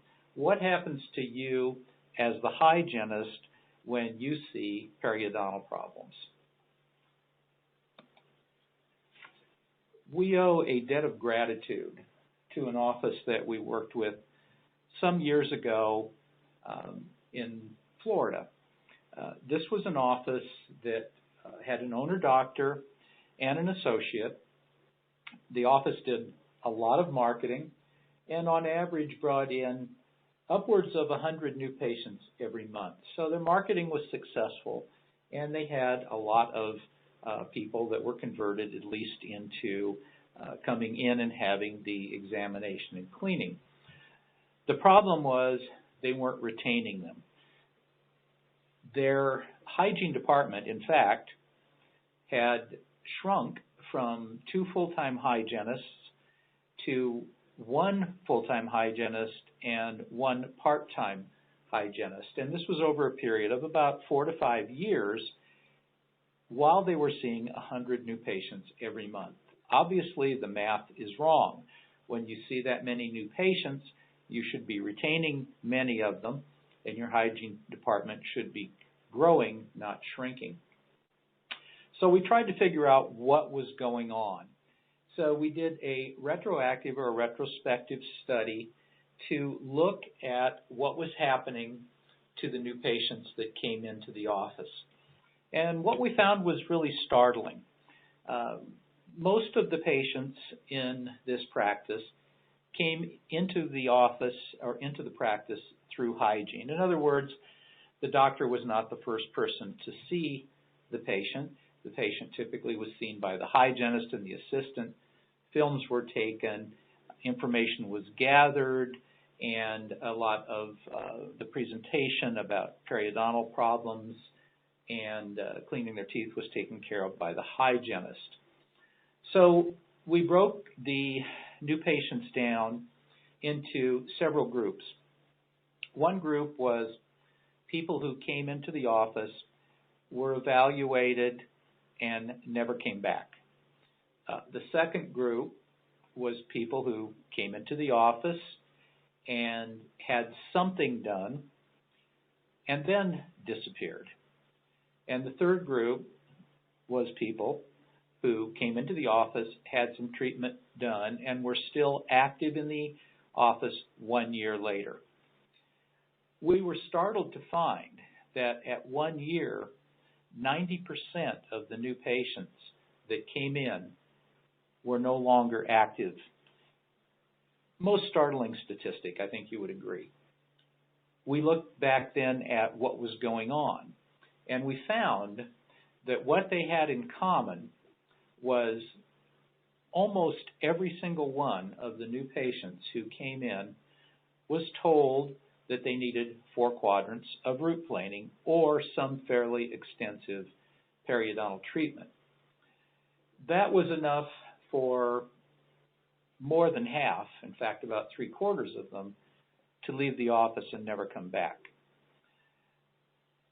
The ones that did go through treatment, of those, almost all of them also never came back. So then we looked deeper to find out what was going on. And in evaluating the patients who were seen, we found that in this case there was a lot of overtreatment being prescribed, and in many cases where the 4 quadrants of root planing were diagnosed and treatment planned typically by the hygienist, the treatment itself was completed in one session that was typically 90 minutes long. So I'm a periodontist. I can't do 4 quadrants of root planing in an hour and a half.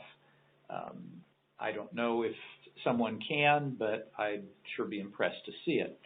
The point is, the patients were being overtreated, and they were also being overwhelmed. So how do you avoid this situation?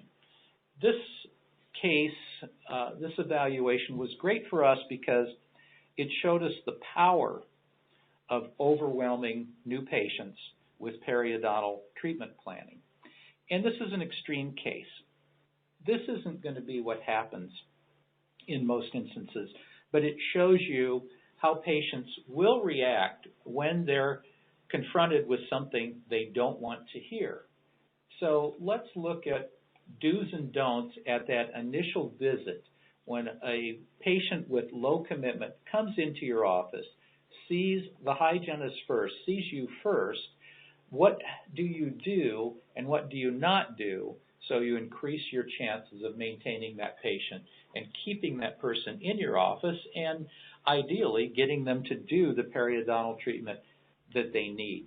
One quick comment that's not on the slide.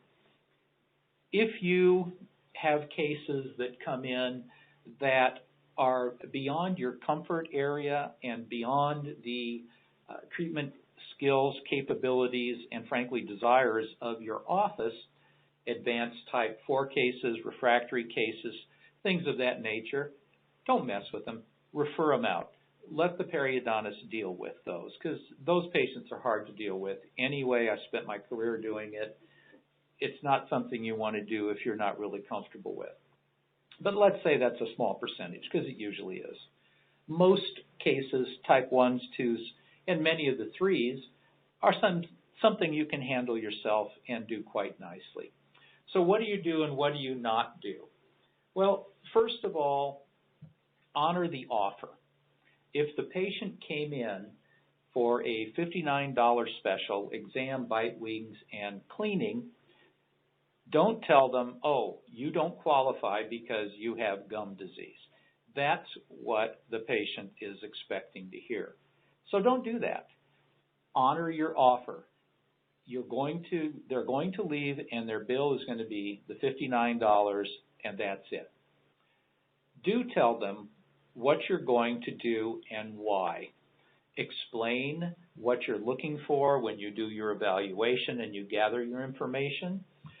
Show them what a probe is. Show them what a healthy area is. Show them what an unhealthy area is. Do an evaluation. You can do a PSR. That's okay. A periodontal screening and recording is fine at this initial visit. Or if you have time and an assistant, do full probing if you can. But it's not critical that you do it at this initial evaluation. A PSR is more than acceptable. So do that if you need to. And show the patient examples of healthy, unhealthy, not pictures, but in their own mouth. Do it with a camera, do it with a mirror, however you wish, but show them some normal areas, show them some areas that may not be normal. Let them know what you're doing. What do you not do?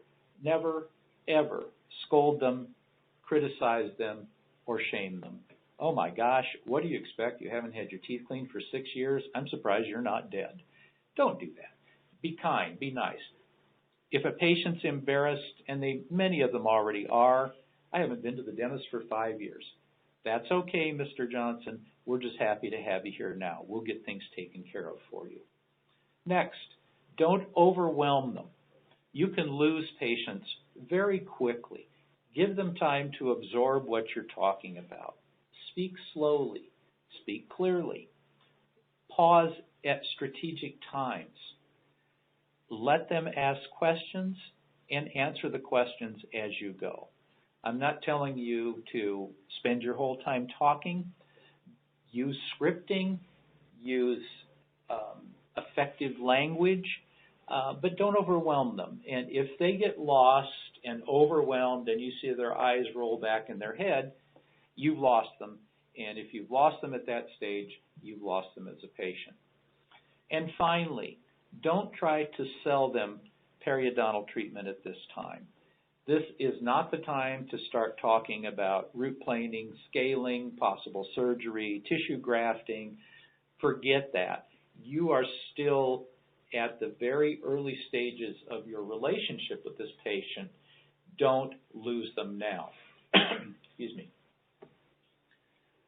After you've gained your information, you do your cleaning.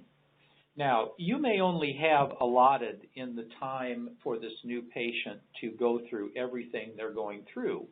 You may only have 20 or 25 minutes to do the actual physical cleaning that you're going to do for this patient. And if this is a patient with heavy calculus throughout their mouth, supra and sub, don't kid yourself. You're not going to do a fabulous job. You may only get to use your Cavitron and knock off some of the heaviest debris on a number of teeth and not even get to a lot of them. That's okay. Tell the patient you're going to do what you can in the allotted time, and that's what you do. When you're done, explain that you did what you could in the allotted time and show them. If you've removed heavy calculus in the lower anterior, if you can now actually see teeth that previously were totally coated with calcified debris, show them that. Discuss your findings. Talk in a little more detail about what you found, again, about probing, about pockets, about calculus and debris that you removed, and answer questions. Then advise the patient that there is a significant, and I misspelled that, I apologize, infection, I misspelled that one too, present in the mouth, and tell them that is a concern to you, and that you would like to talk to the doctor about prescribing antibiotics. Then, after the patient has had a chance to recover from what you've done, and the antibiotics have had time to do the work that they're going to do, you want to see the patient back for a reevaluation in approximately 4 weeks.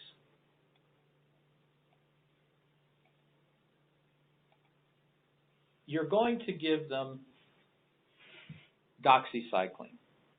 This is the medication of choice, in my opinion. This is the one I use the most. Doxycycline is a type of a tetracycline, only it's more effective. The prescription is for 100 milligram tablets. You give them 10 of them, and they are given 1 tablet per day until they're gone. Side effects from doxycycline are typically minimal and not common. The most common being photophobia, so it is important to advise the patient that they may be much more susceptible to sunburn when they're taking doxy. So recommend that if they're outside in the sun, they wear a hat, sunscreen, and take precautions. And by the way, this does not relate just to skin pigmentation. In fact, a person of very dark pigmentation can get a sunburn quite badly as a reaction from medications that cause photophobia, as a person who is very pale. So this is not dependent upon pigmentation. Be sure you mention the possibility to everyone. I've seen it happen a couple of times. It's very dramatic. They get very red, but it is quite uncommon. Well, what are the bugs we're worried about? Short answer is, I wish I knew. I don't think anybody really knows which all bacteria are completely involved with periodontal disease, because periodontal disease typically exhibits a mixed infection. If you have malaria, we pretty well know that you've been bitten by an Anopheles female mosquito, and you are now infected with a protozoa of the Plasmodium species, and there are 5 of those that can cause the symptoms of malaria. The periodontal disease is not like that. Periodontal disease, again, is a mixed infection. And I've just listed a few of the bacteria that are affiliated or associated with periodontal diseases. Spirochetes, Campylobacters, Porphyromonas, Crotellas, and Bacteroides. Many of these are gram-negative rods, the last three in particular, and Campylobacter also. Spirochetes, of course, those are affiliated with a number of other diseases. All of these can be resistant to many medications, but many of them show a good response in most instances to doxycycline.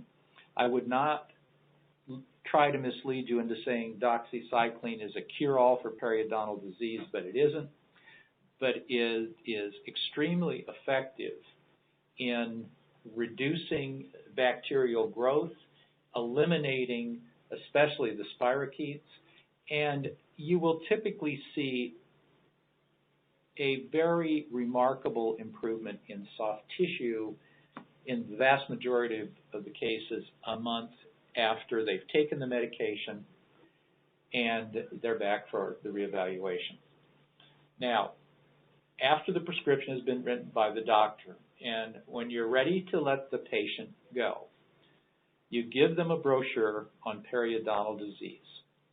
You set a reevaluation appointment in about 4 weeks, and you stress that at that time you will look for improvements and determine if any further treatment may be necessary.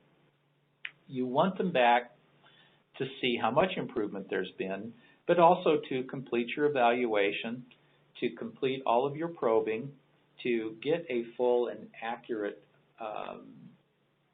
picture of their overall periodontal condition, and to talk to them about what the alternatives are for them from that point forward. What are you really trying to do? Why wait? Well, up to this point, the patients really don't own the fact that they have a problem.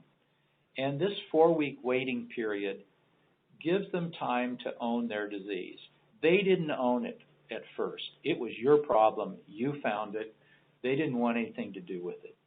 But if you explain things to them properly, give them the antibiotic, which has really a twofold effect. It not only improved the soft tissue condition by changing and reducing the number of pathogens in their mouth, it also psychologically impresses upon them, yeah, this is an infection, and it is. There are more and more studies, as you know, that show affiliation between chronic periodontal disease and inflammation and infection in the mouth and a number of other general systemic maladies. So we want to give them time to own the disease.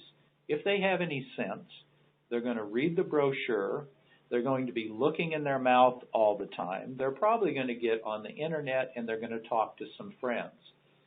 So when they return, they should have a significantly different attitude.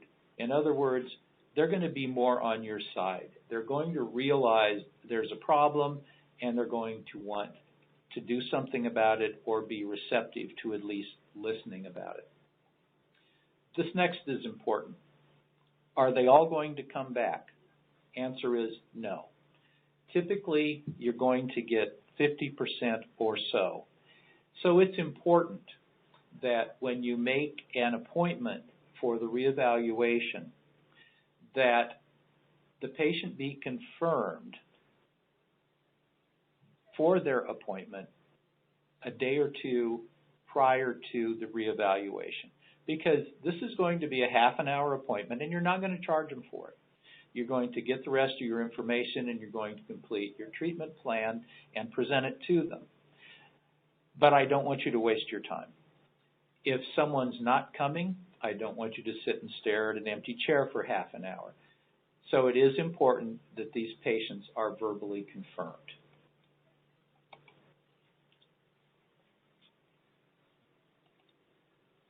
At the second appointment, ask, how did you do? Let them answer. They'll typically say they did okay. And then answer questions. Well, how does that feel now? Can you tell any difference? They're going to have some comments for you. Yes, I can see where you work. This looks a lot better. My gums feel better. I've noticed the gums are shrinking. I see things that are stuck to my teeth that were under the gum before. Complete your exam and probings. Always, again, explain what you're doing and why. Discuss your findings and your recommendations. And this is where you get into the nitty-gritty about what further treatment is required, what's involved, what are the consequences of doing treatment versus not doing treatment, and what alternatives there are. And then schedule your treatment or next recall. What you will find, and this comes directly from our hygienists that have been using this protocol for the last 3 years or so, you'll find a good number of people look a lot better at this reevaluation than you would have anticipated. The combination of debriding and antibiotic will reduce the amount of infection and disease, and you'll see some significant improvements. And I'm often told by our hygienists that the amount of treatment that they thought they were going to recommend has been greatly reduced.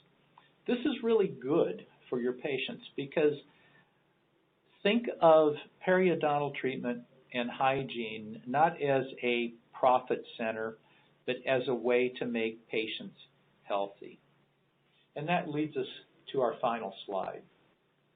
What if the treatment is refused, but the patient wants to return for regular cleanings? In other words, when the patient returns, there are still some pockets, there are still some areas that you know are not in great shape, and the patient has returned and has shown some interest, but for one reason or another does not want to proceed. What do you do? Well, in the past, many offices would say, I'm sorry, Mr. Johnson, we just can't see you as a patient because you still have some gum problems and we'll be guilty of negligence if we don't treat you. So, see you around. That benefits no one. It doesn't benefit the patient. It doesn't benefit the office.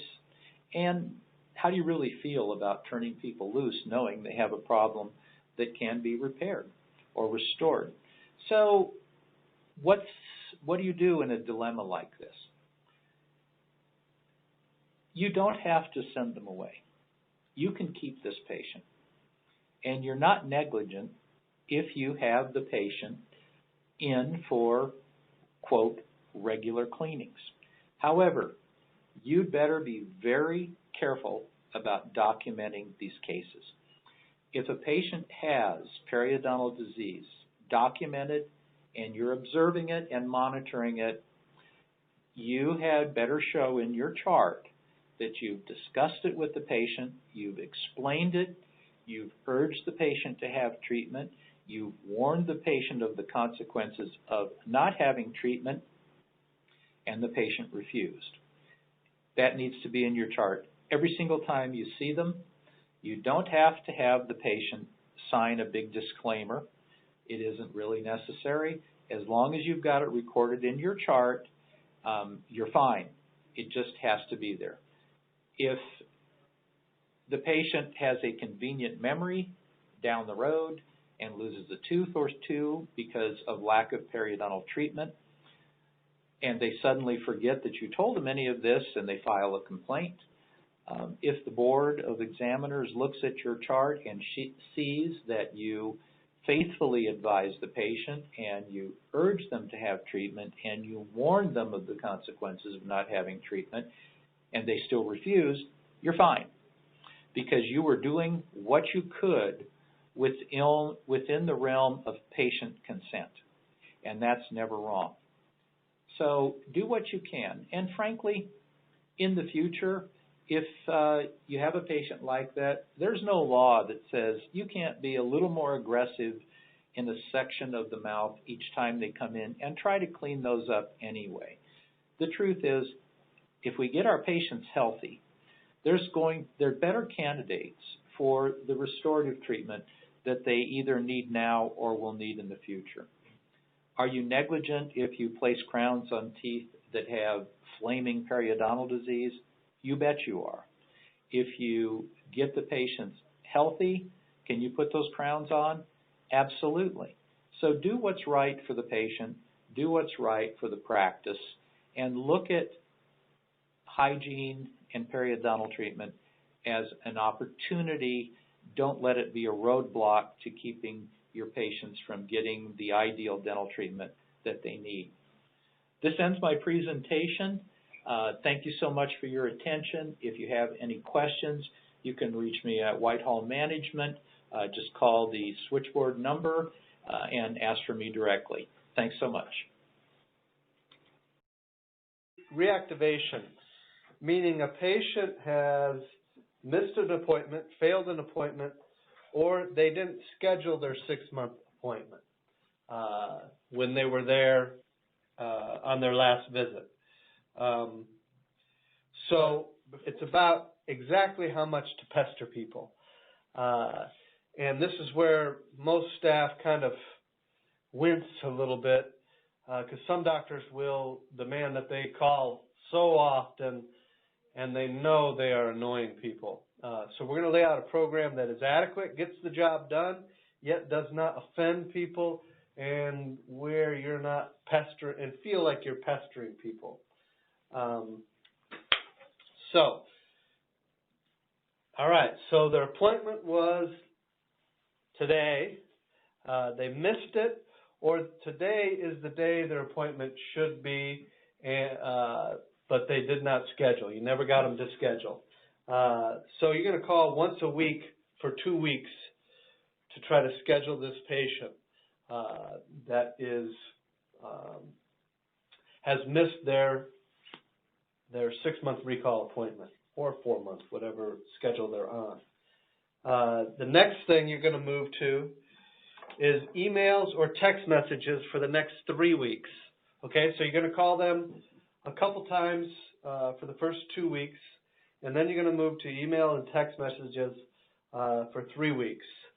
Now, if you get in touch with somebody, Greg, what should they say?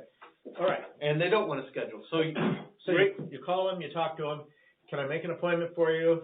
I held a good time for you. In other words, all that. The patient says, no, I don't want to schedule now.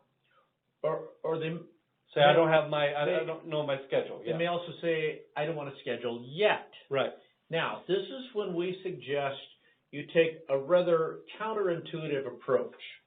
Like I said, if you were in a car dealership or an insurance agency, wouldn't matter. We just throw them into the grinder and just keep calling and pounding. Right. The whole principle that we follow is, how would you want to be treated? So what we ask them is, Mrs. Jones, you're not ready to schedule. Do you want me to call and remind you? I don't want to pester you. It's up to you. Do you want a reminder? Do you want me to call again? And if the patient says, no, I'll kind of check my schedule, figure it out, and I'll get to you in the coming weeks or months. If it was you saying that, you would want them to honor it and not push back and try some cheesy car dealer close. So that's the verbiage. Mrs. Jones, we don't want to pester you. Do you want me to call again and remind you? And if they say yes, then good, you're on. If they say no, I'll get back to you, you got to understand that patient is fading from the practice and they're asking you to let them. So we say let them. Right, exactly. So that's any time during the sequence, if you get a hold of somebody and they say, yeah, I don't know my schedule, so I'll check back with you and get on the schedule. That's when you use Greg's line and say, I don't want to pester you. Do you want me to call you back in a couple weeks and remind you? And if they say yes, then you honor it. If they say no, then you let them alone. So we're at the point where we're going to send an email, text message for 3 weeks. A little less invasive, and you're not quite as pestery as somebody calling and leaving messages every day. Something you've made clear, Wes, and I agree with this, texts and emails get you so far, just so far. You got to talk to them. Right. And just a reminder, if you really want to talk to people, it's unfortunately got to be the last thing you do in the day. I have doctors who hire people to do nothing but hygiene, reactivation, recall. all the calls are made after 5:30. So, because people are home or driving home, and you can actually talk to them. Calling in the middle of the day, you're leaving messages. You're just leaving messages. So I think that's a good point. The later in the day, the better. So at this point, you're going to email, text message for 3 weeks. Which is it? Some do a little bit of both, and some do both at this point. So now we're at roughly a month and a week since their visit was supposed to happen. And so we move to a call and an email once a month for 3 months. So you're going to try to call them once a month. They're going to be on your tickler file to call them once a month. And you're going to also email them once a month. So obviously, you would probably separate those by 2 weeks. So you call, and then you wait 2 weeks, and then an email goes out. This is the sequence. After that, you move to, you let them alone for a couple months. And at that point, at the 6th month, some people do 7th or 8th month. We're not too precise on this, but I recommend at around the 6th month or a couple months later from the time they were supposed to be at your practice to start treating them as if they were a marketing patient and no longer a current patient in the practice as far as your communication with them. And so you think, well, what does that exactly mean? Well, when you look at any kind of marketing to get new patients to the practice, they all have the same characteristics. They are somehow making an offer for you to come to their practice. And we're going to do the same thing. We're going to make an offer. There has to be a rationale for the offer. In other words, why are you doing this? So some people use summer break special, Christmas special, Thanksgiving special. It doesn't really matter the rationale. Halloween. It's been a while since we've seen you. And the offer has to expire. So for the next 30 days, we want you back. And we want you back so bad we're willing to give you a free exam and x-rays and a cleaning for $39. That's typically a very good offer to get people back in the office. Now remember, you're thinking, whoa, that's a really, really good deal. Yeah, it's a really good deal. That's the whole point. These patients are lost to the practice. They are not coming back. We have to treat them like marketing. Now, you understand that marketing costs on average $200 or more to make the phone ring. So getting an existing patient back to the practice is worth a ton to the practice. So you've got to realize how much is in it for you. What's the expense of bringing this person back or going and just finding a new person? Well, a new person costs $300, and half of the new people statistically don't do anything with the practice. So getting an old patient back to the practice is very, very valuable. Now, some of these people have insurance. So obviously, a smoking deal off of cleanings does not mean much to them. So with insurance patients, a lot of times we'll do a bleaching special to come back to the practice. But do not underestimate their willingness to actually take advantage of an offer for a cleaning that is free for them because they have insurance. For whatever reason, and I've seen it countless times, patients will still jump at this offer even though insurance covers it if it was $200. I don't know why. Well, you have to make it clear to them that this does give them more money to use on their other dentistry by not using it up on cleaning. So the other thing that this runs into is that all of you have a huge backlog of patients that you have not treated this way, where you have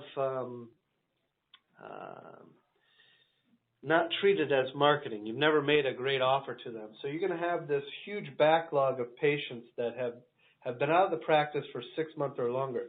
This is a great list to go attack and try to get, instead of spending a ton of money on marketing for new patients, go back and try to reactivate with letters, with emails, text messages, postcards, and phone calls to these patients. You'll be amazed with a great offer and a good sequence, maybe 5-6 weeks, where you're doing a letter, an email, a phone call, a postcard, and a text message, boom, once a week, hitting your old patient base. And I do suggest you do this, where you're ultra aggressive like this every year, once a year. You schedule an ultra aggressive campaign to basically all the patients to the practice, probably of the last 3 years or newer. To the practice. Anybody past that typically has found another dentist. So once a year, I would suggest a real hardcore campaign. This would require you getting a couple high school kids to come in after school to make the phone calls. Don't try to get your current staff to do it. It'll never happen. They'll never make the phone calls. You've got to get a temp agency. High schools are great because they're off at 3:30 or so. Then come in for an hour or two and make a bunch of phone calls for you to get the job done. So I do suggest you actually hiring out for this super aggressive campaign. This has been wildly successful. So don't underestimate how well this can work for you. Just a comment, too. Something that we think about as consultants when we come into your office, how hard is this process? In other words, are we having to flog these patients back into the office? And when that's the case, serious analysis is called for. Why is it so hard? Was it always this hard? Or after you brought in a certain hygienist, raised your fees, changed your stance on insurance, what have you done that made this become more difficult? Now, we have offices that are so successful, they have the consumerism so slick. Patients come in, the prices are just right, we have great hygienists, everything's fine-tuned. They don't seem to worry too much about this. They've got such flow. But when you're trying to get your practice off the ground, really get things going, yeah, you got to do this, but if it used to be easier, or if this all seems just way too difficult to reactivate people, it's time to look. Here's where I would go. First thing I would do, Wes, you had us making calls every week for 2 weeks, then right. once a month for 3 months. Somewhere in there, somebody's going to sound, though they may say, yeah, I'll get back to you, you kind of get the impression that they've moved on. Right. And this is where it's time to be bold and say, tell me something.